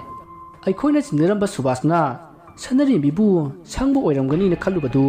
subasti magi humda leiri aduga atun sanasu swaida dum leiri sarbasi atopa miyoi kharna atun sana saraga phaba mali sar yeng taabani chasi asumna police sing tu station da amuk chatki masaki matung haina khibagi matung ina makhoi mamanaba sing tu sandarimbi na leiriba mafam aduda ayuki pung mapan tarakpada thingnaki asumna makhoi aton sanagi kangbu du yoksilaklaba matung sandarimbi gi manakta sanglai aduga watanari hojik ai khoi mafam se thadoga chatpa tare mafam amada chalani as aton sana handangna amuk kai chatunu ai khoi gi sendo pirone ai yumjalage sigi thabak sida kuina yarogane pusi sangdo mandreba oi kamal nangi sendu jarai bani ne masigi saji masasi na thokrabadi nangsu khangdi na jeba yaroi ne ai khoi loina ma wa phama taga dori bani aduna ai khoi mafam se thaduk lamaga atopa amada chatpa ta bani mafam do yoraga ai ga sanari bidang lehoroge aduga nikhoi chatkhro ado haina khiba sendu di as bai bengi pigini ke doroge ai haina khiba wangang na chatpa mini ne mafam se khulsigi gangster oina leriba holagini mangondaina lupa lesing kunda numit ini gi wena ne sangse lawri bani aduna ekhoi matam lore hadak chakadariba mafam sidadi sanari mi ga aiga se leredabane hoine fare ne nangna haibida tawridana lao kaidano hadak chatusina chalasi lao ne asumna haina duna aton sanagi kangbu aduna sanari mi bu mafam amada amuk puki mafam adu singi khul amagi manakni akoibada khunja mayam amasu khundari mafam aduda hana hainaduna leiraba naitom leiba yum amada sanarimi bu pusalai aduga ton sanana hairi ibani mafam sida leiba tare lamge hendana na thuga singi khalawra na thwai mangi khang asumna sanarimi da ki hellamlaga mamanaba ahum aduda hairi ai horen benga chalage aduga noige sendo pirage haujikidi ne noi halu aduga police na khoida thingnabada waga hanglabadi ne yam singnaga khumunu mukhoina haira haira podo adu katang khumu tandi mandi khangedana aigi maramda hanglabasu khangde masada hangona hayu paptare ko aduga ise mi amadasu lupala manga pigedaba leiribani ise asomna makhoi watanaraba matung makhoi mamanaba singado kainari numit asigi nungthinda aton sanana bank tagi sen kairuduna mamanaba singda makhoi gi haina khiba senpham ado piki aduga lupa lak mangasu atopa miyoi amada piki asumna asum haujin khibana tha ama phajil laklei sanari migi mabungsu pawadu taduna yumda thoraktuna kari kamdoroge haiduna police ta hangki adubu police singa to thawa isa sadana ai thiri phangji phawba thikhini hairki pakhum aduna sanari migi mabungdu ipen pen khidi somda sanari migi mamadu nomonomugi phipam henjilaktuna yamna sonjin khrei maramasina mahaksu hospital da laikat naduna leiri nakan amadana aton sanana hanagi memanaba sing aduga adum pulli aduga hanadagi hena ngausinaba henjilaklei haujikti mahak truck su sijinnaраklei masida natana mahakna sanari bibu phuningba matamda phuba nangninga matamda ngangba tawduna yamna tathi tawina tawbirami marakasida sanari bisu aton sanabu hatnanaba thorang kaya yatpa horaki nakan amaromdana sanari bina mafam arudagi senkinaba kayara khanna honaki adubu mafam aduwaida leiba nupa masa kharada mahakpu senanaba sen piduna aton sanana thamba maramna sandarimbi nanthokpa ngamlamdi asumna asum haukibana haujik tha ani sujillakli sandarimbi masaga phibam ahongba lakhi mahak mama ama oigadori haiba mahak khangki adubu wafam asi aton sanada haidoklamdi karigomba haidok lurabati hadnaba honarakpa yai haina khanki sanari bina aton sanabu halamlaga sikrage haibasi magi arepa wakhalni maramaduna mangonda oirakliba phibam masi amata khanghandana aton sanabu hadnaba tanja yengduna leikrei somdana sanari bigi mamadu asuna sum wakhalaina henjilaktuna sagani thakani khangdana yamna kanna naramlaga taipung pan thadokhrei oirakliba phibam masida tompok taina phang khangdana yamna sawningki police na su thausabidrai mahakna thigadabasu thifam khangdri maragasida magi luina bisu laikhidrai mayam sing asigi wakhalna tompok wakhal soiba horaklei adubu kapna launa sanari bigi mamagi mathau mangam pangthokhi aduga maromda ꯁꯟꯅꯔꯤꯕꯤꯒꯤ ꯃꯕꯨꯡꯁꯨ ꯃꯥꯒꯤ exam ꯃꯇꯝ ꯑꯣꯏꯔꯛꯈꯤ ꯃꯌꯥꯝꯅ ꯍꯧꯖꯤꯛꯇꯤ ꯊꯣꯛꯈ꯭ꯔꯕꯗꯤ ꯊꯣꯛꯈ꯭ꯔꯦ ꯅꯪꯒꯤ ꯏꯃꯥ ꯄꯥꯕꯨꯡꯅ ꯑꯗꯨꯛ ꯁꯦꯟ ꯆꯪꯅ ꯇꯝꯍꯟꯈꯤꯕ ꯃꯍꯩ ꯑꯗꯨ ꯂꯣꯏꯔꯝꯗꯥꯏꯁꯤꯗ ꯃꯥꯡꯕ ꯇꯥꯔꯦ ꯑꯗꯨꯅ ꯅꯪꯁꯨ ꯆꯠꯂꯣ ꯍꯥꯏꯕꯗꯒꯤ ꯁꯟꯅꯔꯤꯕꯤꯒꯤ ꯃꯕꯨꯡꯁꯨ ꯅꯨꯡꯉꯥꯏꯇ ꯃꯥꯒꯤ ꯑꯦꯛꯖꯥꯝꯒꯤꯗꯃꯛ ꯃꯄꯥꯟ ꯂꯝꯗ ꯆꯠꯈ꯭ꯔꯦ ꯆꯠꯂꯝꯗꯥꯏꯗ ꯑꯦꯛꯖꯥꯝ ꯍꯦꯛ ꯂꯣꯏꯕꯒ ꯌꯨꯝꯗ ꯊꯣꯔꯛꯀꯅꯤ ꯍꯥꯏꯅ ꯃꯄꯥꯕꯨꯡꯗ ꯍꯥꯏꯔꯝꯂꯒ ꯁꯟꯅꯔꯤꯕꯤꯒꯤ ꯃꯕꯨꯡ ꯑꯗꯨ मागी एग्जाम की दमक मणिपुर थादोखी मतम खरा हौजिनख्री नुमितु नोंग यामना कन्ना मंगली नुंसितसु कन्ना कन्ना सिटली अरापदा सिंगी लमहुइना कन्ना कन्ना लाउदुना खोंगली अतोन सना माना नेपा मफम अदुकी सिंगी पाखंग मसा खरगा पुंदुना निसा सिजिनदुना कन्ना नुंगाइरी मतम अदुदा पाखंग मसा मना इताव के नुपिसे मसक फईने अदुगा कईगिनो इताउना माबू लनफा उना थंपति मागी करी मराला हापी ब्रसु हापीते थादोक पी ब्रसु थादोकते असुमना थंपसे नुंगाइतेनेको इताउ मासी यैना मरम अमगे फारिबनी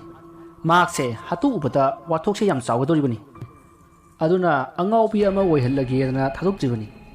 माना ngawradi wathokse tamna adum mami samkhradawni adubu mase suka ngawgadini फन थीना थीना सु फुरबने दुबु यादे ए इताउ करिगी मी nga honnabagi damak mi bu phukatra adugiति yu pithakse adum ngawkhrani as इताउ adugi khungawdi na tini ain haise o adu masi ngawlano aingonda piro ai pamene इताउ bu aigi lan phasi pamrane ए pame pamaga hayeng luhong biragi ha ayukta kok luhonglaga lore kaino ए इताउ अदुदी यम नुंगाइबा वानिने अदुदी ngasiगी use आई कोंगलगे अतै सिदगी हेना फबा आई लरुगे को असुमना अतुन सनातु खुंजा पाखंग सिंग अदुगा यु यामना थक्तुना यु ngauखी मस्तकी मतुंग नुमिदांगी पुंग 13 मुक तारकपदा अतुन सनातु मयामदा ngasiगी दिकाइनरसि हायमलगा सन्दरिमिना लेरिबा yum अदुदा लाक्लै मतम अदुदा खुंजा पाखंग अदुना मागी ममनबसिंग अदुदा ए आइदी वा म काउरिने ए करी वा काउरगे ताउ अस हयेंग अयुक आइगी लुहोंगबदुदा पुंग कयादनो हंगदबनी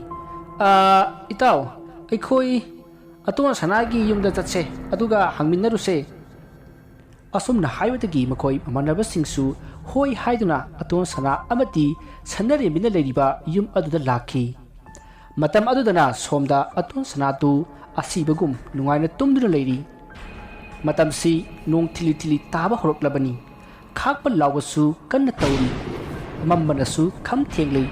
मतम अदुदा सन्नरेमिना मिफता ngasidi nanggi aroiba numiti nangna ibu sarang manungda thamba sagumna thamba kuirabani aina asiguma tanza se ngairakpa ngasidi nang aigi khutagi karana kan mangamgani asumna murum solaga sannarembidu थौरब थांग सुरी अमा पाइदुना अतोन सनागी मनाक्ता परप्रप संगसिल्लई अदुबु पोकपदगी हिंसा तौरक्त्रिबा सन्नरेम्बिना अतोन सनागी मसादा थांगना थिंबंगम खिदे नोंग अमुक खालपदा खांगदुना मकुत्ता पाइबा थांगदो मखादा ताखिबनी अदुबु सन्नरेम्बी अतोन सनाना तौखिबा ओटखिबा नखिबा मयामदो निंगसिंगलुबदा महाक वखल अमदा लैख्रे महाना वखल तारकपदा माना पाइबा थांगदो अतोन सनागी मबुक थिंदुना लेरमखी चाइना अदुन अतोन सना कन्न लौरई मदु उबदा सनरिम्बी तौफम खंद्री पाखतपना मसा अदु थक थक निकले अदुगा मकुत तैरिबा इसिंग अदु उरुबदा महाक नुसा सोर थबेत होलई तांजा अदुदा युम अदुगी यना खारोमदा लेरिबा लंबी अदुदगी मियोई खरा लाकपगी खोंजल तारई खोंजल अदु ताबदा सनरिम्बिदु खुलै थुना अतोन सनागी फोन अदु लौरगा ममांग थुंग अदु हांगी अदुगा मखा माइकै पांगना सेली महांगना हेक थोखिबगा युम अदुदा लाक्लिबा मियोई सिंग अदुना उखी अदुबु लाक्लिबा मियोई सिंग अदुना युम मनुंगदा करी तौरबा जानो हाइदुना जंगसेलुबदा अतोन सनादु इना पुंगलुप लुपलगा लेरमलै मदु उबदा मखोई खुंजा पाखंग सिंग अदुना अतोन सनाबु खुलगी अना लायेंगी लेरिबा खुलाकपगी नुपी अदुगी मनाक्ता पुरनबा थौरांग तौरक्लै अदुगा खरा अमना अतोन सनादा थांगा थिलमलिबा सन्नरेमिबु लाव खोंदुना तानरक्ली मतम अदुदा नोंगसु कन्न सुरक्लै खापा लावबा कनखलई ꯃꯈꯣꯏ ꯃꯤꯑꯣꯏ ꯈꯔꯅ ꯇꯥꯟꯅꯔꯛꯄ ꯑꯗꯨꯗ ꯁꯅꯔꯤꯕꯤꯗꯨ ꯑꯇꯣꯟ ꯁꯅꯥꯗꯒꯤ ꯂꯧꯔꯛꯄ ꯐꯣꯟ ꯑꯗꯨꯗ ꯃꯄꯥꯕꯨꯡꯒꯤ ꯅꯝꯕꯔ ꯑꯗꯨ ꯅꯝꯅꯅꯕ ꯍꯣꯠꯅꯔꯛꯏ꯫ ꯑꯁꯨꯝꯅ ꯃꯍꯥꯛꯅ ꯆꯦꯟꯅ ꯐꯣꯟ ꯅꯝꯕ ꯑꯗꯨꯗ ꯃꯃꯥꯡꯒꯤ ꯂꯝꯕꯤ ꯑꯗꯣ ꯎꯍꯧꯗ꯭ꯔꯤ꯫ ꯃꯝꯒ ꯃꯝꯂꯤ, ꯄꯥꯈꯠꯅꯒ ꯆꯦꯜꯂꯛꯂꯤ꯫ ꯃꯍꯥꯛ ꯚꯥꯞ ꯇꯥꯍꯧꯗꯗꯨꯅ ꯂꯣꯈꯥꯔꯣꯝꯗ ꯑꯣꯟꯊꯈꯤ꯫ ꯁꯣꯝꯗꯅ ꯁꯅꯔꯤꯕꯤꯕꯨ ꯇꯥꯟꯅꯔꯛꯂꯤꯕ ꯃꯤꯑꯣꯏꯁꯤꯡ ꯑꯗꯨꯅ ꯃꯐꯝ ꯑꯗꯨꯋꯥꯏꯗ ꯃꯥꯡꯈ꯭ꯔꯦ ꯍꯥꯏꯗꯨꯅ ꯀꯣꯏꯊꯤ ꯊꯤꯈꯤ꯫ ꯑꯗꯨꯕꯨ ꯐꯪꯃꯟꯗꯕꯗꯒꯤ ꯃꯈꯣꯏꯁꯨ ꯑꯇꯣꯟ ꯁꯅꯥꯒꯤ ꯃꯅꯥꯛꯇ ꯂꯥꯛꯂꯤ꯫ ꯁꯣꯝꯗ ꯑꯇꯣꯟ ꯁꯅꯥꯗꯨ ꯈꯨꯜꯂꯥꯛꯄꯒꯤ ꯅꯨꯄꯤ ꯑꯗꯨꯅ ꯀꯟꯅ ꯂꯥꯏꯀꯠꯅꯕꯗꯒꯤ ꯊꯋꯥꯏꯗꯤ ꯍꯤꯡꯍꯧꯔꯤ꯫ ꯁꯅꯔꯤꯕꯤꯅ ꯊꯥꯡꯅ ꯊꯤꯟꯕ ꯑꯗꯨ ꯁꯥꯐꯨ ꯌꯥꯝꯅ ꯇꯞꯈꯤ ꯑꯃꯗꯤ ꯑꯇꯣꯟ ꯁꯅꯥꯅ ꯂꯤꯠꯂꯤꯕ ꯖꯦꯀꯦꯠ ꯑꯗꯨꯅ ꯈꯟꯗꯣꯛꯄꯅ ꯃꯔꯝ ꯑꯣꯏꯔꯒ ꯌꯥꯝꯅ ꯂꯨꯅ ꯆꯪꯗꯕꯗꯒꯤ ꯁꯤꯕꯃꯛꯇꯤ ꯁꯤꯍꯧꯗ꯭ꯔꯤ꯫ ꯑꯗꯨꯕꯨ ꯋꯥꯈꯜꯗꯤ ꯃꯥꯡꯈꯤ꯫ ꯑꯁꯨꯝꯅ ꯃꯇꯝ ꯑꯗꯨ ꯍꯧꯈ꯭ꯔꯦ꯫ ꯃꯊꯪꯒꯤ ꯅꯣꯡꯉꯥꯟꯕꯗ ꯑꯇꯣꯟ ꯁꯅꯥꯗꯨ ꯒ꯭ꯌꯥꯟ ꯂꯥꯛꯂꯤ꯫ ꯃꯍꯥꯛꯅ ꯒ꯭ꯌꯥꯟ ꯂꯥꯛꯄꯗ ꯃꯥꯒꯤ ꯃꯃꯥꯟꯅꯕ ꯕꯦꯡꯒꯤ, ꯀꯃꯜ ꯑꯃꯗꯤ ꯁꯨꯕꯥꯁ ꯃꯈꯣꯏ ꯑꯍꯨꯝ ꯂꯩꯔꯝꯃꯤ꯫ ꯃꯗꯨꯗ ꯀꯃꯜꯅ "ꯀꯃꯥꯏ ꯇꯧꯔꯤꯅꯣ? ꯁꯅꯔꯤꯕꯤꯅ ꯀꯥꯏ ꯆꯠꯈ꯭ꯔꯒꯦ?" ꯀꯃꯜꯒꯤ ꯋꯥꯍꯪ ꯑꯗꯨꯗ ꯑꯇꯣꯟ ꯁꯅꯥ ꯁ꯭ꯋꯥꯏ ꯂꯥꯎꯈꯤ ꯑꯗꯨꯒ "ꯀꯩꯅꯣ ꯍꯥꯏꯗꯨꯕꯣ? ꯁꯅꯔꯤꯕꯤ ꯀꯥꯏ ꯆꯠꯈ꯭ꯔꯒꯦ? ꯍꯦꯔꯥ ꯑꯇꯣꯟ, ꯅꯪꯒ ꯂꯩꯃꯤꯟꯅꯔꯒ ꯑꯩꯈꯣꯏꯗ ꯑꯣꯏꯅ ꯑꯣꯟꯁꯤꯜꯂꯒ ꯍꯪꯉꯤꯅꯦ." "ꯆꯨꯝꯃꯦ, ꯑꯩꯒ ꯂꯩꯍꯧꯕꯅꯦ꯫ ꯑꯗꯨꯕꯨ ꯉꯔꯥꯡ ꯃꯥꯅ ꯑꯩꯉꯣꯟꯗ ꯊꯥꯡꯅ ꯊꯤꯜꯂꯝꯕꯅꯤ꯫ ꯑꯗꯨꯗꯒꯤ ꯑꯩ ꯋꯥꯈꯜ ꯇꯥꯈꯤꯗ꯭ꯔꯦ꯫ ꯉꯔꯥꯡꯁꯦ ꯑꯩ ꯌꯨꯁꯨ ꯌꯥꯝꯅ ꯉꯥꯎꯈ꯭ꯔꯦꯅꯦ." "ꯑꯣ, ꯑꯗꯨꯒ ꯅꯪꯅ ꯀꯃꯥꯏꯅ ꯁꯤꯗ ꯂꯩꯔꯝꯃꯤꯕ? ꯁꯤꯗꯤ ꯈꯨꯜꯂꯥꯛꯄꯒꯤ ꯌꯨꯝꯅꯤꯅꯦ." "ꯑꯁ, ꯑꯩ ꯈꯪꯗ꯭ꯔꯦ꯫ ꯀꯃꯥꯏꯅ ꯑꯩꯅ ꯁꯤꯗ ꯂꯩꯔꯝꯃꯤꯅꯣꯗꯣ ꯑꯩ ꯅꯤꯡꯁꯤꯡꯕ ꯊꯣꯛꯇ꯭ꯔꯦꯅꯦ." ꯇꯥꯟꯖꯥ ꯑꯗꯨꯗ ꯑꯇꯣꯟ ꯁꯅꯥꯅ ꯁꯅꯔꯤꯕꯤꯕꯨ ꯂꯨꯍꯣꯡꯕꯤꯅꯤ ꯍꯥꯏꯕ ꯈꯨꯟꯖꯥ ꯄꯥꯈꯪ ꯑꯗꯣ ꯆꯪꯉꯛꯏ꯫ ꯃꯥ ꯎꯕꯗ ꯑꯇꯣꯟ ꯁꯅꯥꯅ "ꯏꯇꯥꯎ, ꯑꯩ ꯀꯃꯥꯏꯅ ꯁꯤꯗ ꯂꯩꯔꯝꯃꯤꯅꯣ?" "ꯏꯇꯥꯎ, ꯅꯪꯁꯦꯀꯣ ꯅꯪꯒꯤ ꯅꯨꯄꯤꯅ ꯊꯥꯡꯅ ꯊꯤꯜꯂꯒ ꯊꯅꯝꯕꯅꯦ꯫ ꯑꯗꯨꯗꯒꯤ ꯑꯩꯈꯣꯏꯅ ꯅꯪꯁꯦ ꯃꯐꯝꯁꯤꯗ ꯄꯨꯔꯛꯇꯨꯅ ꯂꯥꯏꯀꯠꯅꯕꯅꯦ." "ꯑꯣ, ꯑꯗꯨ ꯁꯅꯔꯤꯕꯤꯗꯤ?" "ꯃꯥꯗꯤ ꯑꯩꯈꯣꯏ ꯀꯥꯡꯕꯨꯁꯤꯡꯅ ꯍꯥꯠꯀꯅꯤꯅ ꯇꯥꯟꯅꯈꯤꯕꯅꯦ, ꯑꯩꯗꯤ ꯈꯪꯗꯦ." "ꯑꯣ, ꯃꯥꯕꯨ ꯇꯥꯟꯅꯈꯤꯕ ꯃꯤꯁꯤꯡꯗꯨꯗꯤ?" "ꯃꯈꯣꯏꯗꯤ ꯃꯊꯛꯇ ꯀꯥꯈꯤ꯫ ꯏꯄꯥ ꯈꯨꯜꯂꯥꯛꯄꯒ ꯄꯨꯟꯅ ꯅꯪꯒꯤ ꯍꯤꯗꯥꯛ ꯊꯤꯕ ꯆꯠꯈꯤꯕꯅꯦ." "ꯑꯣ, ꯑꯗꯣ ꯃꯣꯏꯁꯦ ꯀꯔꯝ ꯀꯥꯟꯗ ꯂꯥꯛꯀꯅꯤ?" "ꯑꯗꯨꯗꯤ ꯍꯥꯏꯕ ꯉꯝꯗꯦ ꯏꯇꯥꯎ." "ꯑꯣ, ꯑꯗꯨ ꯐꯔꯦ ꯏꯇꯥꯎ, ꯑꯩ ꯃꯈꯣꯏꯒ ꯑꯝꯇ ꯎꯅꯅꯤꯡꯉꯦ꯫ ꯃꯈꯣꯏ ꯍꯦꯛ ꯂꯥꯛꯄꯒ ꯑꯩꯒꯤꯗ ꯊꯥꯖꯤꯜꯂꯛꯑꯣ." "ꯍꯣꯏꯗ ꯏꯇꯥꯎ." ꯑꯁꯨꯝꯅ ꯈꯨꯟꯖꯥ ꯄꯥꯈꯪ ꯑꯗꯨꯒ ꯋꯥꯔꯤ ꯁꯥꯟꯅꯔꯕ ꯃꯇꯨꯡ ꯈꯨꯟꯖꯥ ꯄꯥꯈꯪ ꯑꯗꯣ ꯊꯣꯛꯈ꯭ꯔꯦ꯫ ꯃꯗꯨꯗ ꯁꯨꯕꯥꯁꯅ "ꯀꯔꯤꯒꯨꯝꯕ ꯃꯥꯅ ꯄꯨꯂꯤꯁꯇ ꯄꯥꯎ ꯄꯤꯈ꯭ꯔꯗꯤ ꯑꯩꯈꯣꯏꯗꯤ ꯂꯣꯏꯔꯦꯅ ꯁꯤꯗꯤ." "ꯅꯪꯅ ꯄꯥꯎ ꯄꯤꯕ ꯍꯥꯏꯔꯒ ꯅꯤꯡꯁꯤꯡꯉꯦ, ꯑꯩꯒꯤ ꯐꯣꯟ ꯂꯩꯇꯦ꯫ ꯃꯥꯅ ꯁꯣꯏꯗꯅ ꯄꯨꯔꯝꯃꯅꯤ." "ꯀꯃꯥꯏꯅ ꯇꯧꯗꯣꯏꯕ ꯁꯤꯗꯤ? ꯐꯣꯟꯗꯨꯗ ꯑꯩꯈꯣꯏꯒꯤ ꯚꯤꯗꯤꯑꯣ ꯑꯔꯣꯟꯕꯁꯨ ꯂꯣꯏꯅ ꯌꯥꯎꯈꯤꯕꯅꯦ." "ꯃꯥꯕꯨ ꯅꯪꯒꯤ ꯄꯦꯇꯔꯟ ꯈꯪꯕ꯭ꯔꯅꯦ?" "ꯈꯪꯕꯅꯦ꯫ ꯑꯩꯅ ꯐꯣꯟ ꯃꯦꯠꯄ ꯈꯨꯗꯤꯡꯒꯤ ꯃꯥꯅꯅꯦ ꯃꯨꯟꯅ ꯌꯦꯡꯕꯅꯤ꯫ ꯉꯥꯁꯨ ꯑꯩꯒꯤ ꯐꯣꯟꯗꯒꯤ ꯌꯨꯝꯗ ꯐꯣꯟ ꯇꯧꯒꯦ ꯇꯧꯔꯝꯕꯗꯒꯤ ꯑꯩꯅ ꯊꯤꯅ ꯐꯨꯈ꯭ꯔꯕꯅꯤ." "ꯑꯗꯨꯗꯤ ꯀꯃꯥꯏꯅ ꯇꯧꯗꯣꯏꯕ? ꯃꯥꯅ ꯐꯣꯟꯗꯨꯗ ꯌꯥꯎꯔꯤꯕꯁꯤꯡꯗꯨ ꯄꯨꯂꯤꯁꯇ ꯁꯤꯟꯅꯈ꯭ꯔꯕꯗꯤ ꯑꯩꯈꯣꯏ ꯆꯦꯟꯐꯝ ꯂꯩꯔꯔꯣꯏꯅꯦ." ꯑꯁꯨꯝꯅ ꯃꯊꯥ ꯁꯥꯟꯅꯔꯤꯉꯩ ꯇꯥꯟꯖꯥ ꯑꯗꯨꯗ ꯁꯨꯕꯥꯁꯅ ꯀꯟꯅ ꯅꯣꯛꯂꯛꯏ ꯑꯗꯨꯒ ꯍꯥꯏꯔꯛꯏ, "ꯍꯩ ꯑꯄꯪ ꯃꯆꯥ, ꯃꯥꯅ ꯐꯣꯟꯗꯨ ꯄꯨꯂꯤꯁꯇ ꯄꯥꯎ ꯄꯤꯔꯕꯗꯤ ꯃꯐꯝꯁꯤꯗ ꯉꯁꯥꯏꯅ ꯄꯨꯂꯤꯁ ꯂꯥꯛꯑꯣꯏꯗ꯭ꯔꯣ? ꯄꯤꯗꯕꯒꯤꯅꯤ ꯂꯥꯛꯇ꯭ꯔꯤꯁꯦ꯫ ꯅꯠꯇꯦ, ꯃꯍꯥꯛꯄꯨ ꯃꯐꯝꯁꯤꯒꯤ ꯂꯝꯕꯤ ꯈꯪꯕ꯭ꯔꯣ?" "ꯃꯗꯨꯃꯗꯤ ꯈꯪꯂꯝꯃꯣꯏꯕꯣ꯫ ꯑꯗꯨ ꯑꯣꯏꯔꯒꯅ ꯑꯩꯈꯣই ꯈꯔ ꯆꯠꯂꯒ ꯃꯐꯝ ꯑꯁ꯭ꯋꯥꯏꯗ ꯊꯤꯕ ꯍꯥꯏꯕꯗꯨꯅꯤ." ꯑꯁꯨꯝꯅ ꯃꯈꯣꯏ ꯋꯥ ꯇꯅꯔꯕ ꯃꯇꯨꯡ ꯃꯇꯝ ꯑꯗꯣ ꯍꯧꯈ꯭ꯔꯦ꯫ ꯅꯨꯃꯤꯠ ꯑꯗꯨꯗ ꯃꯐꯝ ꯑꯗꯨꯋꯥꯏꯗ ꯁꯅꯔꯤꯕꯤꯕꯨ ꯀꯣꯏꯊꯤ ꯊꯤꯈꯤ ꯑꯗꯨꯕꯨ ꯊꯤꯕ ꯐꯪꯈꯤꯗꯦ꯫ ꯑꯁꯨꯝꯅ ꯃꯇꯝ ꯈꯔ ꯍꯧꯈ꯭ꯔꯦ꯫ ꯑꯇꯣꯟ ꯁꯅꯥꯁꯨ ꯅꯥꯕ ꯐꯗꯨꯅ ꯍꯧꯖꯤꯛꯇꯤ ꯀꯩꯁꯨ ꯇꯧꯗꯅ ꯂꯩꯔꯤ꯫ ꯑꯁꯨꯝꯅ ꯊꯥ 4 ꯍꯧꯖꯤꯟꯈ꯭ꯔꯦ꯫ ꯅꯣꯡꯃ ꯑꯇꯣꯟ ꯁꯅꯥꯗꯨ ꯃꯥꯒꯤ ꯃꯃꯥꯟꯅꯕ ꯑꯍꯨꯝ ꯑꯗꯨꯒ ꯄꯨꯟꯅ ꯄꯥꯔꯇꯤ ꯇꯧꯔꯤ꯫ ꯃꯇꯝ ꯑꯗꯨꯗꯗꯤ ꯃꯈꯣꯏ ꯇꯁꯦꯡꯅ ꯁꯅꯔꯤꯕꯤꯒꯤ ꯋꯥꯈꯜ ꯇꯧꯔꯨꯗ꯭ꯔꯤ, ꯀꯥꯎꯅꯈ꯭ꯔꯤ꯫ ꯃꯁꯤꯒꯤ ꯃꯇꯨꯡ ꯃꯈꯣꯏ ꯄꯥꯔꯇꯤ ꯇꯧꯕ ꯂꯣꯏꯔꯗꯨꯅ ꯃꯥꯒꯤ ꯌꯨꯝꯗ ꯍꯟꯅꯔꯛꯏ꯫ ꯑꯇꯣꯟ ꯁꯅꯥꯁꯨ ꯃꯌꯨꯝꯗ ꯍꯟꯈ꯭ꯔꯦ꯫ ꯃꯥꯗ ꯅꯠꯇꯅ ꯑꯇꯩ ꯃꯃꯥꯟꯅꯕꯁꯤꯡꯁꯨ ꯃꯥꯒꯤ ꯌꯨꯝꯗ ꯍꯟꯅꯈꯤ꯫ ꯑꯁꯨꯝꯅ ꯍꯜꯂꯛꯄꯅ ꯁꯨꯕꯥꯁꯇꯨ ꯃꯈꯣꯏ ꯂꯩꯀꯥꯏ ꯌꯧꯔꯛꯂꯦ꯫ ꯇꯥꯟꯖꯥ ꯑꯗꯨꯗ ꯃꯥꯒꯤ ꯇꯨꯡꯂꯣꯝꯗꯒꯤ ꯃꯤ ꯑꯃꯅ ꯀꯧꯔꯛꯏ꯫ ꯁꯨꯕꯥꯁ ꯆꯠꯂꯝꯕꯗꯒꯤ ꯁꯞ ꯂꯦꯞꯄꯒ ꯃꯇꯨꯡ ꯍꯟꯗꯨꯅ ꯌꯦꯡꯉꯤ ꯑꯗꯨꯕꯨ ꯀꯅꯥꯁꯨ ꯂꯩꯔꯝꯗꯦ꯫ ꯃꯗꯨꯗ ꯁꯨꯕꯥꯁꯅ "ꯀꯅꯥꯅꯣ? ꯑꯩ ꯀꯧꯔꯝꯕ꯭ꯔꯣ?" ꯍꯥꯏꯅ ꯀꯣꯏꯀꯧ ꯀꯧꯗꯨꯅ ꯀꯣꯏꯌꯦꯡ ꯌꯦꯡꯉꯤ꯫ ꯇꯥꯟꯖꯥ ꯑꯗꯨꯗ ꯃꯥꯒꯤ ꯇꯨꯡꯂꯣꯝꯗ ꯃꯤ ꯑꯃ ꯆꯠꯈꯤꯕꯒꯤ ꯁꯥꯎꯍꯨꯝ ꯐꯪꯈꯤ꯫ ꯃꯗꯨꯗ ꯁꯨꯕꯥꯁꯇꯨ "ꯀꯅꯥꯅꯣꯅꯦ?" ꯍꯥꯏꯗꯨꯅ ꯇꯨꯡꯗ ꯐꯠ ꯂꯩꯊꯣꯛꯏ ꯑꯗꯨꯕꯨ ꯀꯅꯥ ꯑꯃꯠꯇꯗꯤ ꯂꯩꯔꯝꯗꯦ꯫ ꯃꯇꯝ ꯑꯗꯨꯗ ꯃꯍꯥꯛꯅ ꯈꯜꯂꯤ, "ꯍꯩꯁ, ꯁꯅꯔꯤꯕꯤꯒꯤ ꯊꯋꯥꯏꯅ ꯇꯝꯅꯔꯤꯕ ꯖꯥꯠꯂꯅꯦ." ꯑꯁꯨꯝꯅ ꯈꯜꯂꯒ ꯇꯞꯅ ꯀꯧꯏ, "ꯁꯅꯔꯤꯕꯤ, ꯁꯅꯔꯤꯕꯤ, kaida lege nangbo sanarimbi asumna kaurubada Subhas ki lengjumda khut amana tap launa pai I maduda Subhas tu khangduna koilau laurga cheli maduda nupa kharana hai ngai kho senginu asumna laurpada Subhas tu chelambadagi sap lepi aduga leithoktuna jin I mahakna yengakpadadi nupa khara lepaga lerami maduda Subhasna karigino mayam hai nana hauji tormidu keno kaisu tawdena lambida lakpani kino aduga karigi sanarimbi na kauriba adudi sisakpani kaino sanarimbi sisakchabani kaino asumna Subhas tu ngang duna mayum lomda lai asumna lakpana mahak yumgi thongal jorokle maduda Subhasna khali is siramnida hayengay yumdagi pathokpa yadre mawong ama toroe asumna khallaga thongal changlakpada thongalda bengi du lepaga leiramkhi maduda Subhasna bengi nangdi akhoi sida kaidoriba nangai ni kaino aidi kaigi nang pausi tadribo tade kai pauno atun sanagi mapatu leitrena mayam ya lamna howe atun sana nang kauru sona laini kaino aisibo asingbero mane chase asumna Subhas ki thongalda ngairam liba bengi ga punna Subhas to lai makoina asum lakpada atun sana hoi ki lekai yoroklei makhoi lekai gi amanba community hall adu yorokpada Subhasna bai bengi kamai torini haige khuraning themjaudu masadu yamna kanadi uida asumna wa hairubada bengi do khumlaktri maduda Subhasna wakhal ama khalaktuna bengi gi makoktagi makhong phawba yengbadadi bengi gi makhong ado musin muna patli tawraba makhong ama oiram lei aduga makhong adusu maning mamang unna tainana palaga leiram lei madu ubada Subhas kanna lauraga sinna ba honai tanja aduda bengi do nupi amagi khonjalda nuklei aduga mafam khangdana mangkhre maduda Subhas to kibana loiri mathwai hingnaba haiduna sinna ba honare tanja aduda magi makhongda kanagumba amana pairaga thangalai maramasina mahak koilas mathak aduta longna tukhi masidagi khanghaudana Subhas ki makhong ado pairaga koilas mathak aduta koiching chingba horaki adubu jingliba adugi masakti uba phangde adumna singba aduda Subhas ki masa to koilas ta takpadagi loina maku hure masa to ihingna hingsari masidagi amuk makhong ta singlamba to thatorakhi Subhas leimaidagi yamna wana hagulaklaga mayum lomda senanaba honari asumna mahak sekok senba horakpada magi mamangda nupi ama lipna leirami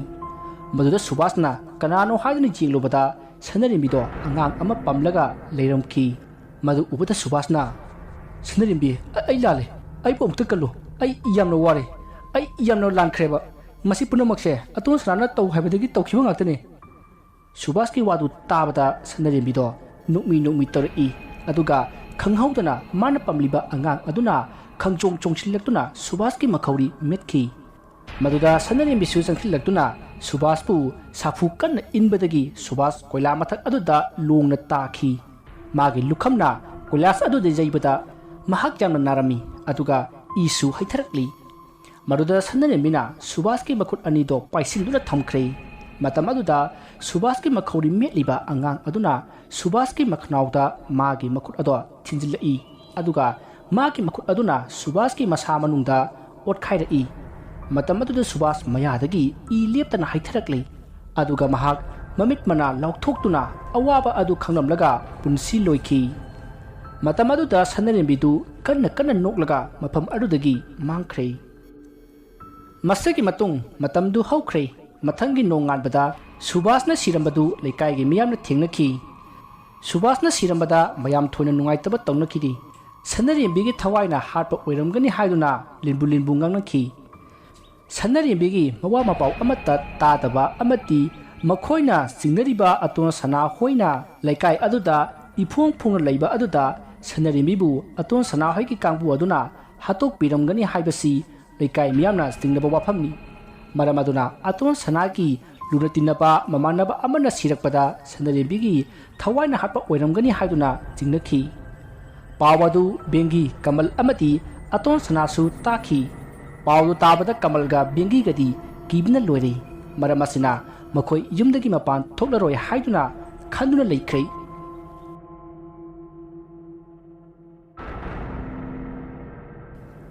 अतोन सनाना मखोई पुननबा फोनदा करokलबसु मखोई थोरखिद्रै मसदगी अतोन सनासु यामना साउनिखि अतोन सनाना मखोईगा लोइनना वा अमा तानिनिंगबनी अदुबु बेंगी अमति कमलदी थोरउ हाइबा याखिद्रै असुमना हप्ता अममुक हौख्रै सनरिबी होइगे लेकाइदा तमनबा नुपी अमगी खोंजलदा अहिंगी मतमदा थोंग हांगो आइबु कनबियो हाइना Hague Hague कपगी खोंजल तारई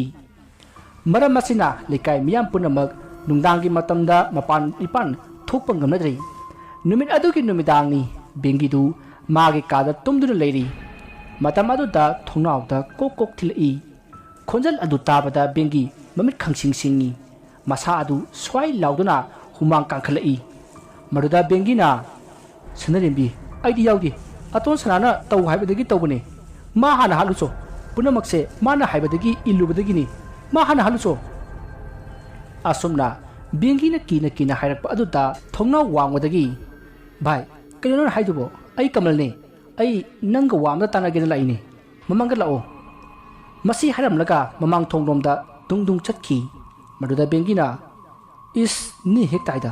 आइदी सनरिबीगी थवाइदु ओइरबनी खलुरे असुमना खल्लगा महाक मपान थोरकलै मतम अदुदा कमलदु लेपगा Laramie Maroda बेंगीना भाई कयो लेपगा लेरिदुबो लाओ इमुंग संगो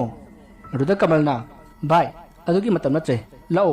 अतोन सनासु ngareगा लेहौरे अस कमल काइदनो सतुइसुबो अहिंसिदबो लाक्ता लाओ मसी हायरगा बेंगीदु कमलना थोंगादा पुथोरकलै मतम अदुदा बेंगीना कराइनु कमल अतोन सनादी असुमना हंगलकपदा कमलना अस्वाइदा लेरंगुने ससिलो असुमना बेंगीदु फन्ना यामना साना पुथोरकलै मरुदा बेंगीना कदाइदनो मी भाई अखुना चलिसिबो हाइना सिंगना हंगलकपदुदा कमलना हिबा चलिबनी हाइना खुमलई पाखोमदु ताबदा बेंगीसु स्वाई लाउखी मसिदगी कमलगी मनाक्तगी लेथादुना मयुमदा कन्ना सेननबा होनरई असुमना महाकना मयुमलोमदा सिनसिननबा होनबदा मागी ममांगदा अंगांग अमा संसादुना सटलगा लेरमलै मदु उबदगी महाक मीगी हिंगोल फावरगा सेननबा हिंखोलोमदा चेंसिलई महाकना असुमना कन्ना चेनबा अदुदा उहौतबदगी संबल चै अमदा लौसिंदुना तुसिनबदा फैदुना संबल खारिबा वाचत अमगे मथक्ता मखौरी अदुना नंथदुना तुसिनखी मरम मसिना महाकी मखौरी अदो वाचत अदुना खाइबदगी मखौरीदगी इ हैथरकलै मसिदा महाक लावबसु ngamda मखोंदो हाइरंग युम युंगनबा चेली तंजा अदुदा मागी लुखमगी समदा कनागुंबा अमने जालकपदा बेंगीदो मंगक अदो लोंथेक थी मरम अदुना मागी मखौरीगी असोकपदो मया काथोक्तुना अमुक हेना सुक्सिनख्रै मरुदा बेंगी नाबना हाइफम तौफम खंद्री मसिदा मागी मतुंगदा संपाइदुना चिंगलिबदु कनानो हाइदुना जिंगलुबदा सनरिबिदु ममित इरंग लंगना लेपलगा लेरमखी मधु उबदा बेंगी लोंगना फमथै मसिदा मागे मखौरीदा इसु हाइथबा लेपतबदगी महाक वखल तपना मांगदुना ममित उइसिनखी असुमना बेंगीसु अवा चाइना अमगा लोइनना ताइबंग थादोखी मथंगी नोंगानबदा पावदो अतोन सना अमति कमलना ताखी पावदु ताबदा अतोन सना कमलदा फोन तौखी मरुदा कमलना भाई हरिती सनने मिना अखोई मथंग हाटपा हौरए अखोई कमाई तौदिनो भाई आई हाइगे मी अमगी थवाइना तमनबा थवाइदुना लमन खुम्बा हाइबसे असिबा हक्चांग अदु मथौं मंगम पाथुक्तबगिनी अदुना इबानी सनरिबिगी असिबा मसादो थिबा ताबनी अइना हाना लेरंबा सिंगी युम अदुगी अकोइबदा मासे मांखी हाइबा नत्रो अदुना मफमदुदा इबानी चलगने मागी हक्चांग पोलांगदो अदु थिरुसी भाई नंग थिरुरो आइदी पुलिस सिलेंडर तौरनी हाई बुदू नंग सिलेंडर तौरगा सनरिबिदगी नाथोक्पा ngमद्रो आई कांदे इबानी मफमदुदा चलगने हुजिमुक थिरुसी असुमना हाइनरगा फोन अदु थमखी वारियासिगी अहुम सुबा तांकक मतंग असदा लोइसिनजरी मथंगी मरी सुबा तांककता करी कमदौबगे हाइबदु मयाम पुन्ना ngaimiनरसी मयाम बोरोइबदा अमुक हना खोइरुमजरी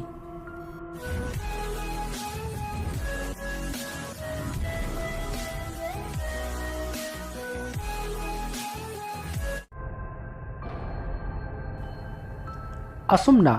aton sanana kamal ga wari sanaba loiraga mamai leithorokpada magi mapa ningthem jawdu lepaka leramki maruda ningthem jawna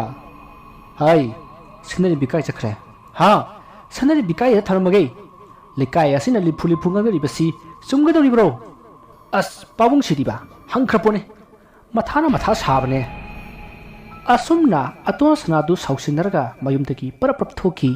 maruda ningthem jawna hai ngaikho nang nupi majadu hat khraba natro phai mapa mapu lekha tanaba pokpa nang khangoi do asumna ningthem jawsu yumdagi paraprap thoroktuna sanari bihoi gi yumda paraprap changa I aduga tompokpu kanna kaulori matam aduda tompokti tasengna angawba haibadu oiri maramaduna mahakti thorakti makhoi yumthangnaba mohon oina thoraki tada kari lerage hai sanari bihatpa mido ai khange law police ता होचिमक चछि S Bihar पदबु कनानो तसेंग सनरि बिसिबु सिरब्रो हाय मखोइन सनरि बवारी दुदि सिबा माली अदु बिहार पदबु कनानो कना वनि गिनि आइगी इसा तु सनारिदना हा मयामना चिंगबदो हजक्ति सुमलबनी आइ कानादि हजमा police ता तकलगने माबु फारनबा वर्कसी निंथेम जाउगी असिगुमलबा असान Miran नाइतबा ating ba pokchel aduta mohondu mapi ira senduna ningthem jawda jingduna lei maduda ningthem jawna haima loisallu harga karino leptala leridubo hojekta aigi yumdigi ne satkhibada ngaibani lambi de phahawna ba prap police ta taksi maduda mohona tadagi pokchel sidi angakpani mi khodimak masana phana lalurabasu masagi michang changdaba ngaktani adubu tadadi hai फत्तब मिदुबु Isani हादना कंसिन्दुना थमगदबा मपादो आइदि नति फत्तब मिसिदिने हालगा फगदबनि हाय कांदे लोसिलु होय होय S आइ लोसिनजरुरगे चलो कोइननु असुमना अतोन सनागी मपाबुं निथेमजाव अमति मोहन मखोय अनि पुन्ना police स्टेशनदा लाक्लै अदुगा पुलिसता ngahadagi आइखोयना सिंगरिबदु चुमले अतोन सनाना ओइरमले हायदुना पुलिसता हाइखि Maroda police officer अदुना महाक हारिबा मफमदु नखोय खंगब्रा हाइना हंगी Maroda तोन सनागी मपानसु आइना चिंगबा मफम अमा लै मरुदा इगा पुन्ना सत्सी आई ताके हाइना खुमखी मसिदगी पुलिस ऑफिसर अदुना फरे दुदी मफम अदुदा आइखोय पुन्ना सलसी हाइदुना पुलिस सिंग अदुगा लोइनना निंथेमजाव अमदि मोहन सुचतकी सोमदना अतोन सना अमदि कमलना सिंगी संगमना अदुगी अकोइबदा सनरिबिगी असिबा मसादु लैब्रा हाइदुना कोइथि थिखि असुन्ना थिरकपदा लुक अमा थेंगनरि मरुदा तोन सनाना लुक अदुदा चोंथरगा सिखिबा जाला हाइदुना लोखारोमदा येंथगे हेक तौबगा मागी फोनदा कॉल अमा लाखि मरुदा तोन सनाना वखलगा सर करि पाउ लेरगे हाय नंग कायदा लेगे सर सिंगी संगमना दलै हाय मफमदु याबथुना थादु आइखोय नंगी पाबुंग लोजन लाई नोई की पाबुंगा अहन अमका यौरक्लबनिना आइना नंबु उरबदी फादबसु यारारोय अदुना नंग मफमदुदगिने याम थुना चख्रो अदुगा मना नंग ngasidagiने मिरुट ओने लेरगदबनी नंगसे सननि बिहाटपा मीदुनि हाइबसे मी लोइनो खंगनखरे तारबराइन हाइसे होय सर आइ बाप तारे फोन थमगे आसुमना हानदुना फोन तो थमदरी मरुदा अतोन सलाना खाली मसी पुनमक्से एकोय बाबुंगा थोन मंगाक्तने आई बुमी हाटपा मोक्सिनबा अमा वहेनबसु माननी अदुगा माना आइबसु मांगना पसिलै ओय कमल चलो मफम सिदा पुलिस लाने ये चलो हा करिनो पुलिसना एकोय मिहाट पने हाइबसि खंग्रबो खंग्रे आई कांदे चलोसि अस आइना ngसाइना पुलिसता सिलिंडर तोक्से हाइद्रो अस कमल नंगसि यामना लांगे असुमना मखोय अनि खना लौना मखोय की गाड़ी अदुदा काखतुना स्टार्ट तौरका थौख्री सनरि मिना ताखिबा लोखा अदुदा करिगुम्बा अतो सनाना यंथरमलबदी सनरि बिकी असिबा हक्चांग अदो उरदबनी मदु उरबदी माना पांबै अमा तौदुना मागी मथौ मंगम पांथोकलगदबनी अदुमना पांथोखरबदी कमल अमदी अतो सनादा करिसु तौबं गमलोयदबनी अदुबु अतो सनाना यंथगे हेक तौबगा फोन तौसिल्लकपदगी यंथखिद्रै मरम असिना सनरिबिना मखुत पेन लमन खुमजुनबगी ꯇꯥꯟꯖꯥ ꯑꯗꯨ ꯇꯥꯏꯕꯪ ꯃꯄꯨꯅ ꯄꯤꯕꯤꯈꯤ ꯑꯇꯣꯟ ꯁꯅꯥ ꯍꯣꯏꯅ ꯆꯠꯈꯤꯕ ꯉꯥꯏꯍꯥꯛ ꯂꯩꯔꯒ ꯄꯨꯂꯤꯁꯀꯤ ꯇꯤꯝ ꯌꯧꯁꯤꯜꯂꯛꯈꯤ ꯑꯗꯨꯒ ꯁꯪ ꯑꯗꯨꯒꯤ ꯑꯀꯣꯏꯕꯗ ꯀꯣꯏꯊꯤ ꯊꯤꯈꯤ ꯑꯗꯨꯕꯨ ꯀꯅꯥꯁꯨ ꯂꯩꯔꯝꯗꯦ ꯃꯗꯨꯗ ꯄꯨꯂꯤꯁ ꯑꯣꯐꯤꯁꯥꯔ ꯑꯗꯨꯅ ꯅꯤꯡꯊꯦꯝꯖꯥꯎꯗ ꯈꯨꯔꯥꯅ ꯍꯥꯏꯕ ꯃꯐꯝꯁꯤꯗ ꯂꯥꯛꯑꯦ ꯑꯗꯨ ꯃꯥꯗꯤ ꯂꯩꯔꯝꯗ꯭ꯔꯦ ꯁꯤ ꯀꯃꯥꯏ ꯇꯧꯕꯅꯣ ꯃꯐꯝꯁꯤꯗ ꯆꯠꯂꯝꯒꯅꯤ ꯍꯥꯏꯕ ꯆꯤꯡꯅꯕꯤꯔꯤꯗꯨꯕꯨ ꯉꯍꯥꯟꯋꯥꯏꯗꯁꯨ ꯃꯥꯁꯤ ꯁꯨꯃꯥꯏꯅ ꯅꯨꯄꯤ ꯐꯥꯔꯒ ꯃꯐꯝꯁꯤꯗ ꯍꯦꯛ ꯍꯥꯠꯄ꯭ꯔꯣ ꯀꯗꯥꯏꯗꯒꯤ ꯑꯩꯅ ꯃꯐꯝꯁꯤꯗ ꯆꯠꯂꯝꯕ ꯌꯥꯏ ꯍꯥꯏꯔꯤꯕꯁꯤꯗꯤ ꯃꯥꯅ ꯐꯣꯟꯗ ꯋꯥꯔꯤ ꯁꯥꯕꯗ ꯆꯤꯡꯒꯤ ꯌꯨꯝ ꯍꯥꯏꯅ ꯄꯜꯂꯤ ꯑꯗꯨꯗ ꯃꯁꯤꯒꯤ ꯌꯨꯝꯁꯤ ꯑꯣꯏꯔꯝꯒꯗ꯭ꯔꯥꯅ ꯇꯧꯔꯕꯅꯤ ꯃꯐꯝꯁꯤ ꯉꯍꯥꯟꯋꯥꯏ ꯑꯩꯅ ꯆꯤꯡꯗꯒꯤ ꯎ ꯀꯛꯊꯣꯛ ꯀꯛꯁꯤꯟ ꯇꯧꯕꯗ ꯌꯥꯝꯅ ꯃꯇꯦꯡ ꯇꯧꯕꯤꯈꯤꯕ ꯆꯤꯡꯃꯤ ꯃꯌꯥꯝꯒꯤ ꯃꯐꯝꯅꯤ ꯃꯐꯝ ꯑꯁꯤꯒꯤ ꯈꯨꯜꯂꯥꯛꯄꯒꯁꯨ ꯑꯩꯒ ꯈꯪꯅꯩ ꯃꯈꯣꯏꯅꯁꯨ ꯑꯩꯒꯤ ꯏꯆꯥ ꯑꯇꯣꯟ ꯁꯅꯥꯕꯨ ꯌꯥꯝꯅ ꯂꯨꯅ ꯇꯧꯕꯅꯤ ꯑꯗꯨꯕꯨ ꯃꯐꯝꯁꯤꯗ ꯆꯠꯂꯝꯒꯗ꯭ꯔꯥꯅ ꯈꯜꯂꯨꯕꯅꯤ ꯑꯗꯨ ꯈꯨꯜꯂꯥꯛꯄꯒꯤ ꯌꯨꯝꯗ ꯆꯠꯂꯒ ꯃꯐꯝꯁꯤꯗ ꯑꯇꯣꯟ ꯁꯅꯥ ꯂꯥꯛꯑꯝꯕ꯭ꯔꯥ ꯍꯥꯏꯕꯗꯨ ꯍꯥꯏꯐꯦꯠꯇ ꯍꯪꯂꯨꯁꯤꯔ ꯁꯥꯔ ꯈꯨꯔꯥ ꯃꯗꯨꯒꯤ ꯀꯥꯟꯅꯕ ꯂꯩꯇꯦ ꯑꯩꯈꯣꯏ ꯃꯁꯤ ꯅꯠꯇꯕ ꯑꯇꯣꯞꯄ ꯃꯐꯝ ꯈꯔꯗ ꯊꯤꯔꯨꯒꯗꯕꯁꯨ ꯂꯩꯔꯤ ꯑꯗꯨꯅ ꯆꯠꯂꯁꯤ ꯑꯁꯨꯝꯅ ꯄꯨꯂꯤꯁ ꯑꯣꯐꯤꯁꯥꯔ ꯑꯗꯨꯅ ꯍꯥꯏꯕꯗꯒꯤ ꯃꯌꯥꯝꯁꯨ ꯒꯥꯔꯤꯗ ꯀꯥꯈꯠꯅꯗꯨꯅ ꯃꯈꯣꯏ ꯄꯨꯂꯤꯁ ꯁ꯭ꯇꯦꯁꯟꯗ ꯂꯥꯛꯈꯤ ꯅꯤꯡꯊꯦꯝꯖꯥꯎꯗꯤ ꯄꯨꯂꯤꯁꯀꯤ ꯃꯑꯣꯡ ꯑꯗꯨ ꯀꯌꯥ ꯄꯦꯜꯂꯝꯗꯦ ꯃꯍꯥꯛꯇꯤ ꯈꯨꯜꯂꯥꯛꯄꯗ ꯋꯥ ꯍꯪꯂꯒ ꯃꯐꯝ ꯑꯁꯤꯗ ꯑꯇꯣꯟ ꯁꯅꯥꯅ ꯅꯨꯄꯤ ꯑꯃ ꯄꯣꯔꯛꯑꯝꯕ꯭ꯔꯥ ꯍꯥꯏꯕꯗꯨ ꯌꯥꯝꯅ ꯍꯪꯅꯤꯡꯈꯤꯕꯅꯤ ꯑꯗꯨꯕꯨ ꯄꯨꯂꯤꯁ ꯑꯣꯐꯤꯁꯥꯔ ꯑꯗꯨꯅ ꯌꯥꯗꯕꯗꯒꯤ ꯃꯈꯣꯏ ꯄꯨꯂꯤꯁ ꯁ꯭ꯇꯦꯁꯟꯗ ꯄꯨꯟꯅ ꯂꯥꯛꯈꯤ ꯃꯁꯤꯒꯤ ꯃꯇꯨꯡ ꯅꯤꯡꯊꯦꯝꯖꯥꯎ ꯑꯃꯗꯤ ꯃꯣꯍꯣꯟꯁꯨ ꯃꯌꯨꯝꯗ ꯍꯟꯈ꯭ꯔꯦ ꯄꯨꯂꯤꯁꯀꯤ ꯃꯑꯣꯡ ꯑꯁꯤꯗ ꯃꯈꯣꯏ ꯌꯥꯝꯅ ꯄꯦꯟꯅꯈꯤꯗꯦ ꯑꯗꯨꯕꯨ ꯀꯔꯤꯗꯤ ꯍꯥꯏꯔꯨꯅꯤ ꯌꯨꯝꯗ ꯑꯗꯨꯃꯛ ꯍꯟꯅꯈꯤ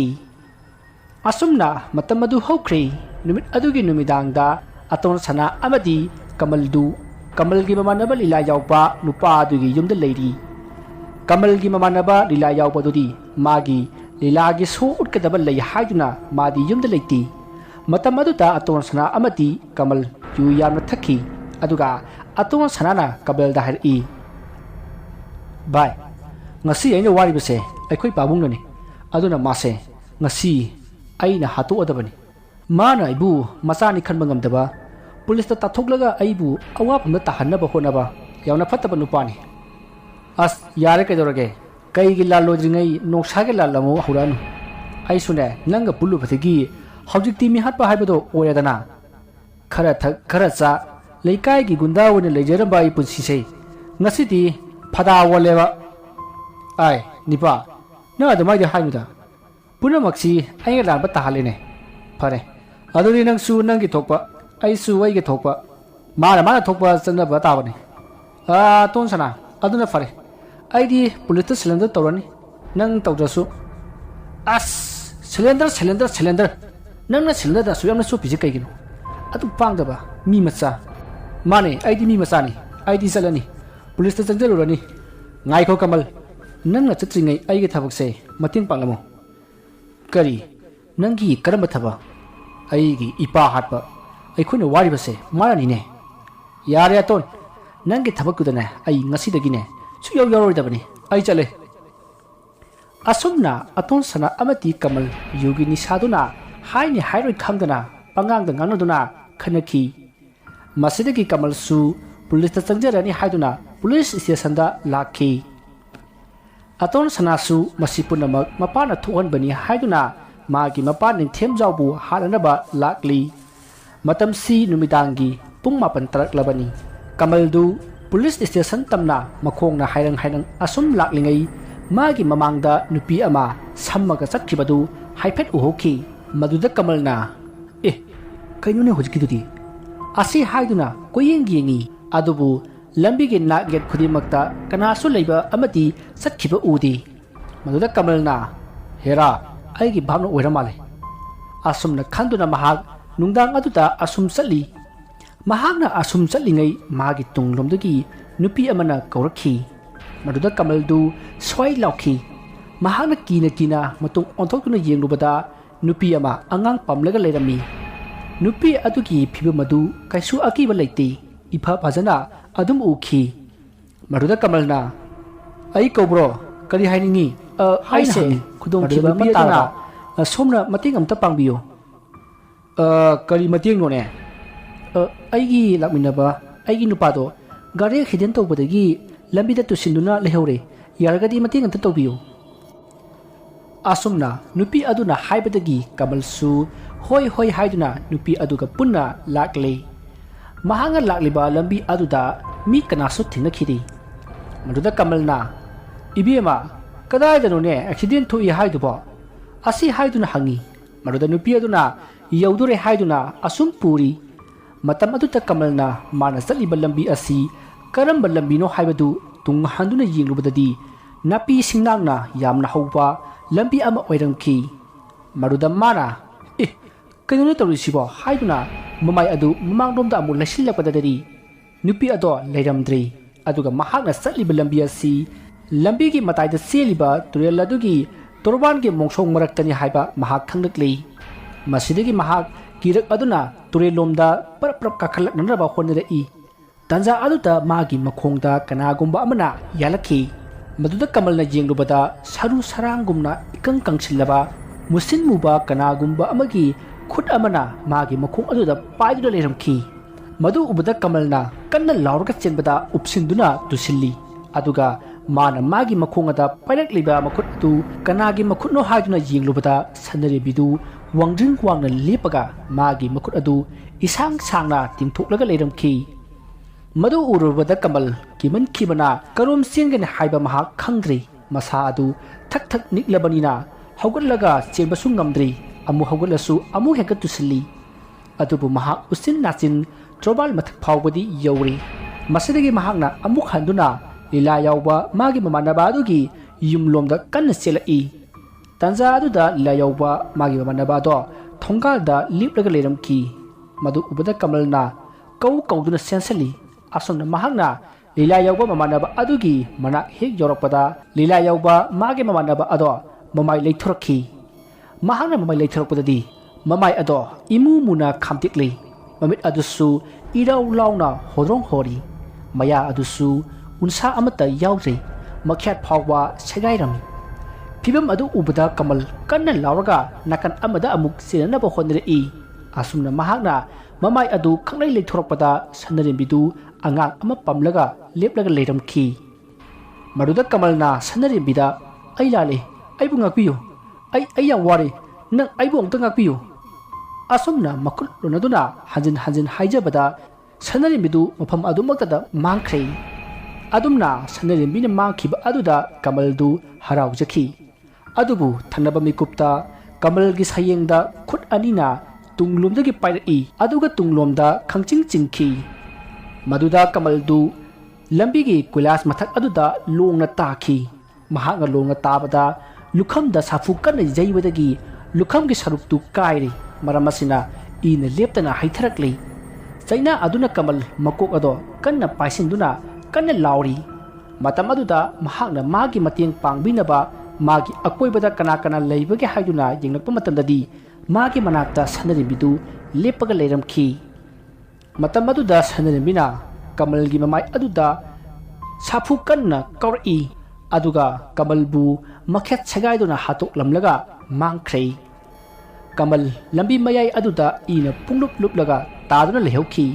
ꯅꯥꯀꯟ ꯑꯃꯗꯅ ꯑꯇꯣꯟ ꯁꯅꯥꯗꯨ ꯃꯥꯒꯤ ꯃꯄꯥꯕꯨꯡꯕꯨ ꯍꯥꯠꯅꯕꯒꯤꯗꯃꯛ ꯃꯥꯒꯤ ꯃꯌꯨꯝꯗ ꯇꯨꯃꯤꯟꯅ ꯂꯥꯛꯂꯤ ꯁꯣꯝꯗꯅ ꯅꯤꯡꯊꯦꯝꯖꯥꯎꯗꯨ ꯂꯩꯀꯥꯏ ꯑꯗꯨꯒꯤ ꯑꯍꯟ ꯈꯔꯒ ꯄꯨꯟꯅ ꯋꯥ ꯑꯃ ꯇꯥꯟꯅꯔꯝꯃꯤ ꯃꯗꯨꯗ ꯉꯁꯥꯏ ꯃꯍꯥꯛꯅ ꯆꯠꯂꯨꯔꯤꯕ ꯆꯤꯡꯒꯤ ꯁꯪ ꯑꯗꯨꯒꯤ ꯈꯨꯜꯂꯥꯛꯄꯗ ꯍꯌꯦꯡ ꯑꯌꯨꯛ ꯃꯌꯥꯝ ꯄꯨꯟꯅ ꯆꯠꯃꯤꯟꯅꯁꯤ ꯍꯥꯏꯗꯨꯅ ꯃꯌꯥꯝꯗ ꯍꯥꯏꯔꯤ ꯑꯃꯗꯤ ꯃꯐꯝ ꯑꯗꯨꯋꯥꯏꯗ ꯁꯅꯔꯦꯝꯕꯤꯒꯤ ꯃꯁꯥ ꯂꯩꯕ꯭ꯔꯥ ꯍꯥꯏꯕꯗꯨꯁꯨ ꯌꯦꯡꯃꯤꯟꯅꯔꯨꯁꯤ ꯍꯥꯏꯗꯨꯅ ꯋꯥ ꯇꯥꯟꯅꯈꯤ ꯃꯗꯨꯗ ꯃꯌꯥꯝꯅꯁꯨ ꯍꯣꯏ ꯍꯣꯏ ꯍꯥꯏꯗꯨꯅ ꯌꯥꯅꯈꯤ ꯃꯁꯤꯒꯤ ꯃꯇꯨꯡ ꯃꯌꯥꯝꯗꯨ ꯃꯥꯒꯤ ꯌꯨꯝꯗ ꯍꯟꯅꯈ꯭ꯔꯦ ꯍꯧꯖꯤꯛ ꯂꯩꯍꯧꯔꯤꯕ ꯍꯥꯏꯕꯕꯨ ꯁꯅꯔꯦꯝꯕꯤꯒꯤ ꯌꯨꯝꯊꯪꯅꯕꯗ ꯂꯩꯕ ꯅꯨꯄꯥ ꯃꯣꯍꯣꯟ ꯑꯃꯗꯤ ꯅꯤꯡꯊꯦꯝꯖꯥꯎ ꯃꯈꯣꯏ ꯑꯅꯤ ꯈꯛꯇꯃꯛ ꯉꯥꯏꯔꯤ ꯃꯗꯨꯗ ꯅꯤꯡꯊꯦꯝꯖꯥꯎꯅ ꯏꯕꯨꯡꯉꯣ ꯑꯗꯨꯗꯤ ꯍꯌꯦꯡ ꯆꯠꯅꯅꯕ ꯒꯥꯔꯤ ꯈꯔ ꯊꯧꯔꯥꯡ ꯇꯧꯗꯕ ꯌꯥꯔꯣꯏ ꯃꯗꯨꯒꯤ ꯁꯦꯟ ꯈꯨꯗꯤꯡꯃꯛ ꯑꯩꯅ ꯄꯨꯊꯣꯛꯀꯅꯤ ꯑꯗꯨꯅ ꯃꯐꯝ ꯑꯗꯨꯗ ꯑꯩꯈꯣꯏ ꯂꯩꯀꯥꯏ ꯃꯌꯥꯝ ꯍꯨꯞꯇꯅ ꯑꯃꯨꯛꯇꯪ ꯊꯤꯔꯨꯁꯤ ꯈꯨꯜꯂꯥꯛꯄꯗꯨꯗꯁꯨ ꯍꯪꯂꯨꯁꯤ ꯑꯩꯒꯤ ꯏꯆꯥꯅꯨꯄꯥꯅ ꯐꯣꯟꯗ ꯍꯥꯏꯈꯤꯕ ꯆꯤꯡꯒꯤ ꯁꯪ ꯍꯥꯏꯔꯤꯕꯗꯨ ꯉꯁꯥꯏ ꯑꯩꯈꯣꯏꯅ ꯆꯠꯂꯨꯕ ꯁꯪꯗꯨ ꯃꯗꯨ ꯁꯣꯏꯗꯅ ꯑꯣꯏꯒꯅꯤ ꯑꯁꯨꯝꯅ ꯋꯥꯔꯤ ꯁꯥꯟꯅꯔꯤꯉꯩ ꯑꯇꯣꯟ ꯁꯅꯥꯗꯨ ꯃꯥꯒꯤ ꯌꯨꯝꯒꯤ ꯊꯣꯡꯒꯥꯜꯗ mirak narak jinglaga thang ama pairaga tumina changlai somdra ninthem jauna fare adudi nang hak leramuko ai sen khara lokthok luge hoi ta da runau sum le jeram ge ta da ge pukchel si onthok na sen khada masida bu karamna atun sanabu ta da ge isauna lana tharak liba lai sisu angak pani ko ta da khangre fare leramuko asumna hairam laga ningthem jawdu imungda sangki tanja aduda atun sanasu sumang lomda lumduna asum changlai matam aduda makhoi ki mangolda muhondu phamlaga leiribado atun sanana magi mapani haina khanki maramasina mahakna tuminna hena kharomdagi kuiraga laaga muhon ki tunglomdagi thangna thimki mahakna thang hek thimbaga ningthem jawna imungdagi mapan thorpaga mapa chanaki matam aduda aton sanana mana thanga thilibadu kanano haina jingrubadadi mapa oiramdrei madu ubada aton sana mafam adu thadok lamlaga kanna senki maruda ningthem jawna mi hale haiduna kanna lauki mahana aduna laurakpada lekai miyam thomjindarakhi oiramliba bibam aduda lekai miyamna muhonbu hospital da puranaba thorang tawnakhi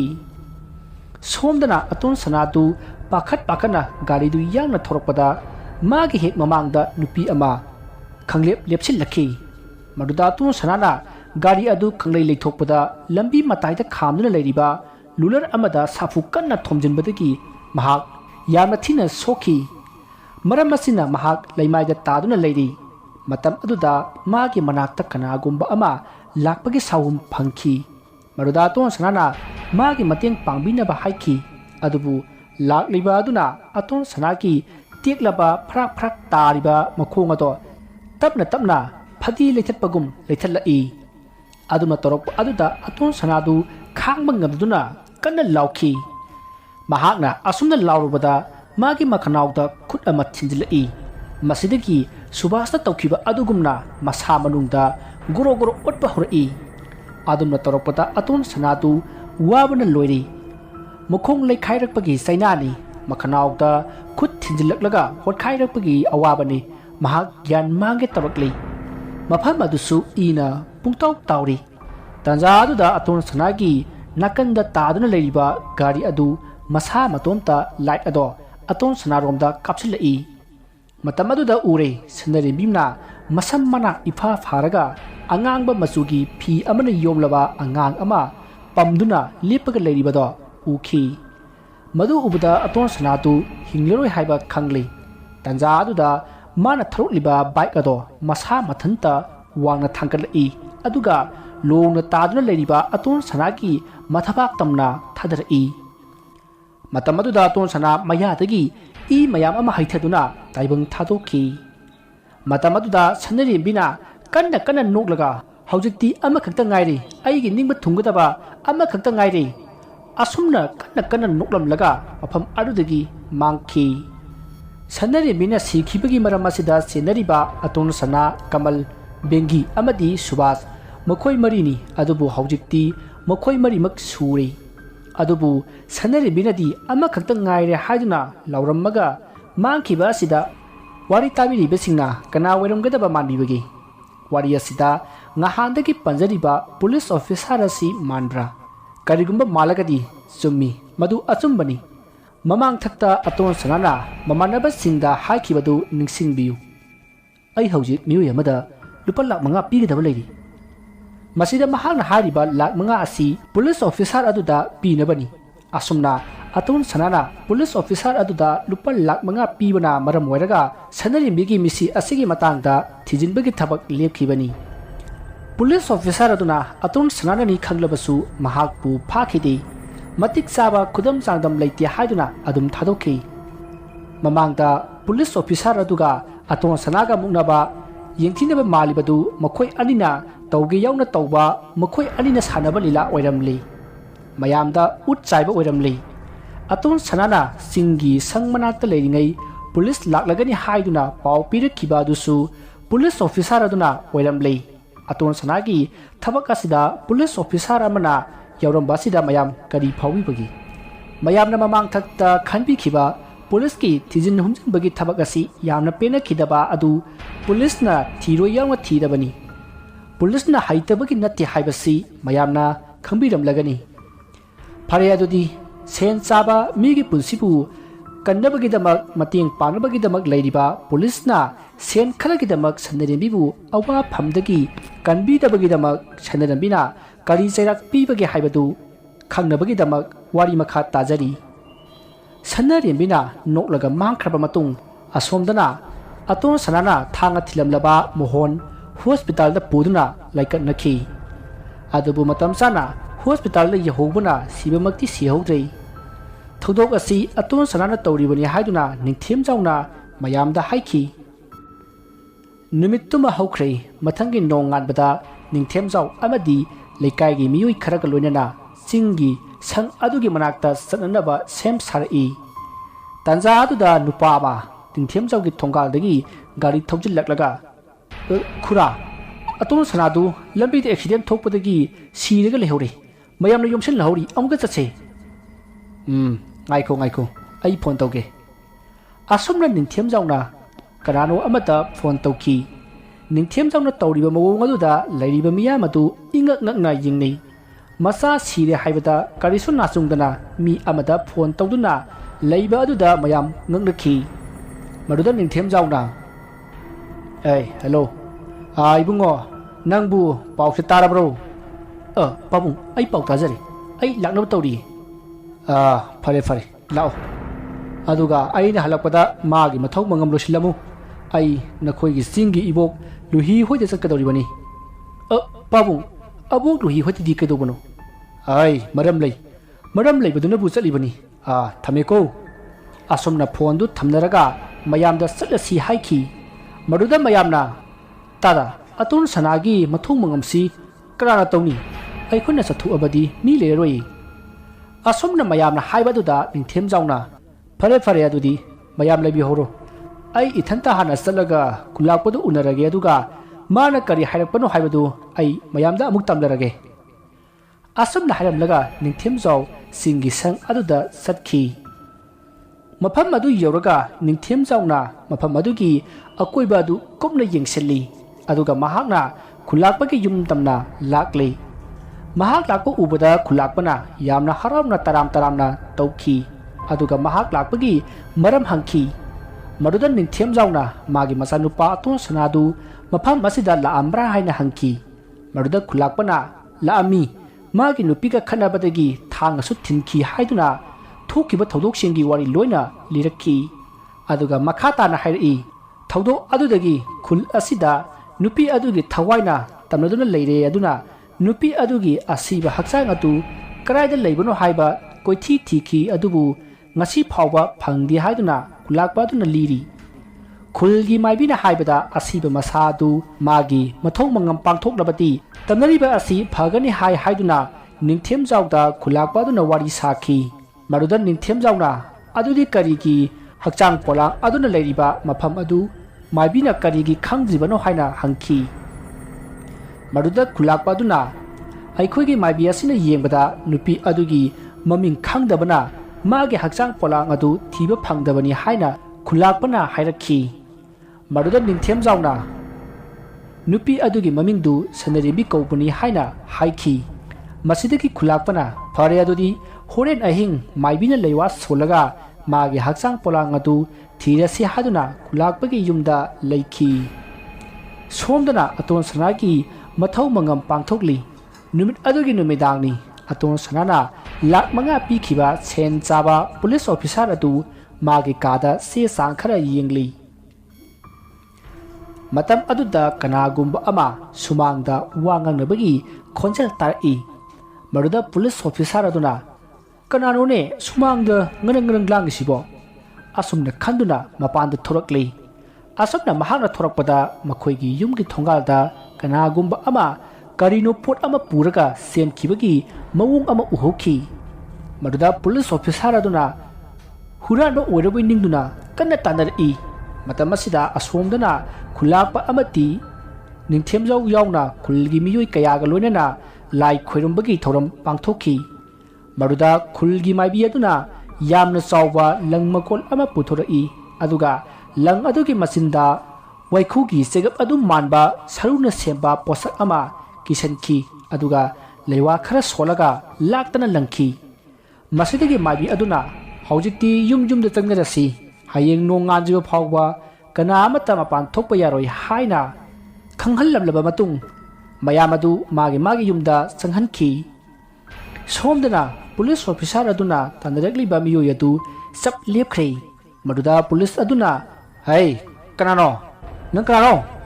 ꯅꯪꯅ ꯄꯨꯔꯤꯕ ꯄꯣꯠꯇꯨ ꯀꯔꯤꯅꯣ ꯍꯥ ꯍꯩ ꯄꯣꯠ ꯑꯗꯨ ꯃꯈꯥꯗ ꯊꯥꯗꯧꯅꯦ ꯑꯁꯨꯝꯅ ꯍꯟꯖꯤꯟ ꯍꯥꯏꯈꯤ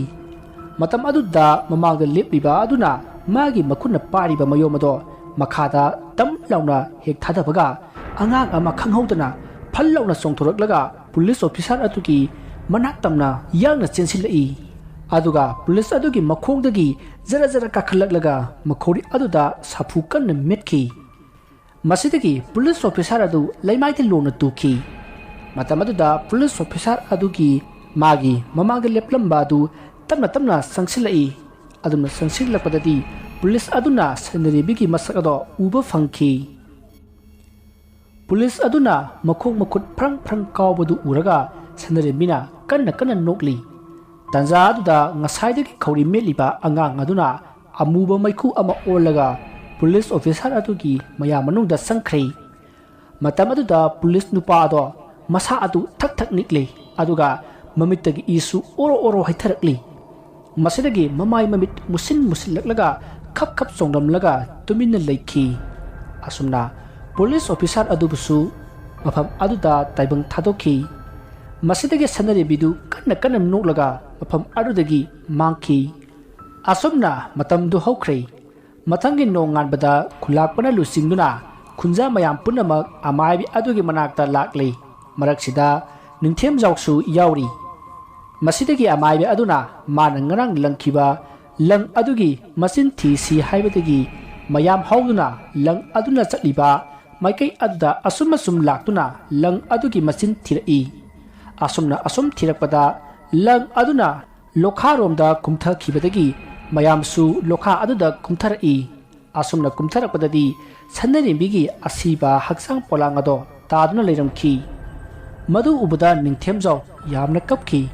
ꯃꯁꯤꯗꯒꯤ ꯃꯍꯥꯛꯅ ꯂꯩꯀꯥꯏꯒꯤ ꯃꯤꯑꯣꯏꯁꯤꯡꯗ ꯄꯥꯎ ꯄꯤꯈꯤ ꯑꯃꯗꯤ ꯄꯨꯂꯤꯁꯇ ꯄꯥꯎ ꯄꯤꯈꯤ ꯑꯁꯨꯝꯅ ꯅꯨꯃꯤꯠ ꯅꯤꯅꯤ ꯍꯧꯈ꯭ꯔꯦ ꯄꯨꯂꯤꯁꯅ ꯑꯁꯤꯕ ꯍꯛꯆꯥꯡ ꯑꯗꯨ ꯄꯣꯁꯃꯣꯔꯇꯦꯝ ꯇꯧꯈꯤ ꯃꯗꯨꯗ ꯃꯍꯥꯛ ꯃꯁꯥ ꯋꯥꯏ ꯁꯪꯗ꯭ꯔꯕꯤꯅꯤ ꯍꯥꯏꯕꯁꯨ ꯈꯪꯈꯤ ꯑꯗꯨꯒ ꯃꯥꯒꯤ ꯃꯅꯥꯛꯇ ꯇꯥꯔꯝꯕ ꯐꯣꯟ ꯑꯗꯨꯅ ꯃꯔꯝ ꯑꯣꯏꯔꯒ ꯃꯍꯥꯛꯄꯨ ꯑꯇꯣꯟ ꯁꯅꯥꯅ ꯃꯔꯝ ꯑꯣꯏꯔꯒ ꯁꯤꯕꯅꯤ ꯍꯥꯏꯕꯁꯤ ꯈꯪꯈꯤ ꯑꯗꯨꯕꯨ ꯆꯩꯔꯥꯛ ꯄꯤꯒꯗꯕ ꯑꯇꯣꯟ ꯁꯅꯥ ꯑꯃꯗꯤ ꯃꯥꯒꯤ ꯀꯥꯡꯕꯨꯗꯤ ꯂꯣꯏꯅ ꯁꯤꯈ꯭ꯔꯦ ꯃꯁꯤꯗꯒꯤ ꯂꯩꯀꯥꯏ ꯃꯤꯌꯥꯝꯅ ꯁꯟꯅꯔꯦꯝꯕꯤꯒꯤ ꯑꯁꯤꯕ ꯍꯛꯆꯥꯡ ꯑꯗꯨ ꯃꯥꯒꯤ ꯃꯊꯧ ꯃꯉꯝ ꯄꯥꯡꯊꯣꯛꯅꯅꯕ ꯌꯨꯝꯗ ꯄꯨꯅꯅꯕ ꯊꯧꯔꯥꯡ ꯇꯧꯅꯈꯤ ꯃꯗꯨꯗ ꯅꯤꯡꯊꯦꯝꯖꯥꯎꯅ ꯁꯟꯅꯔꯦꯝꯕꯤꯕꯨ ꯃꯃꯧ ꯁꯛꯅ ꯃꯥꯒꯤ ꯃꯊ꯭ꯋꯥꯏ ꯑꯇꯃꯥꯅ ꯂꯥꯏꯔꯝꯂꯦꯟꯗ ꯏꯪꯅ ꯆꯤꯛꯅ ꯂꯩꯖꯅꯕ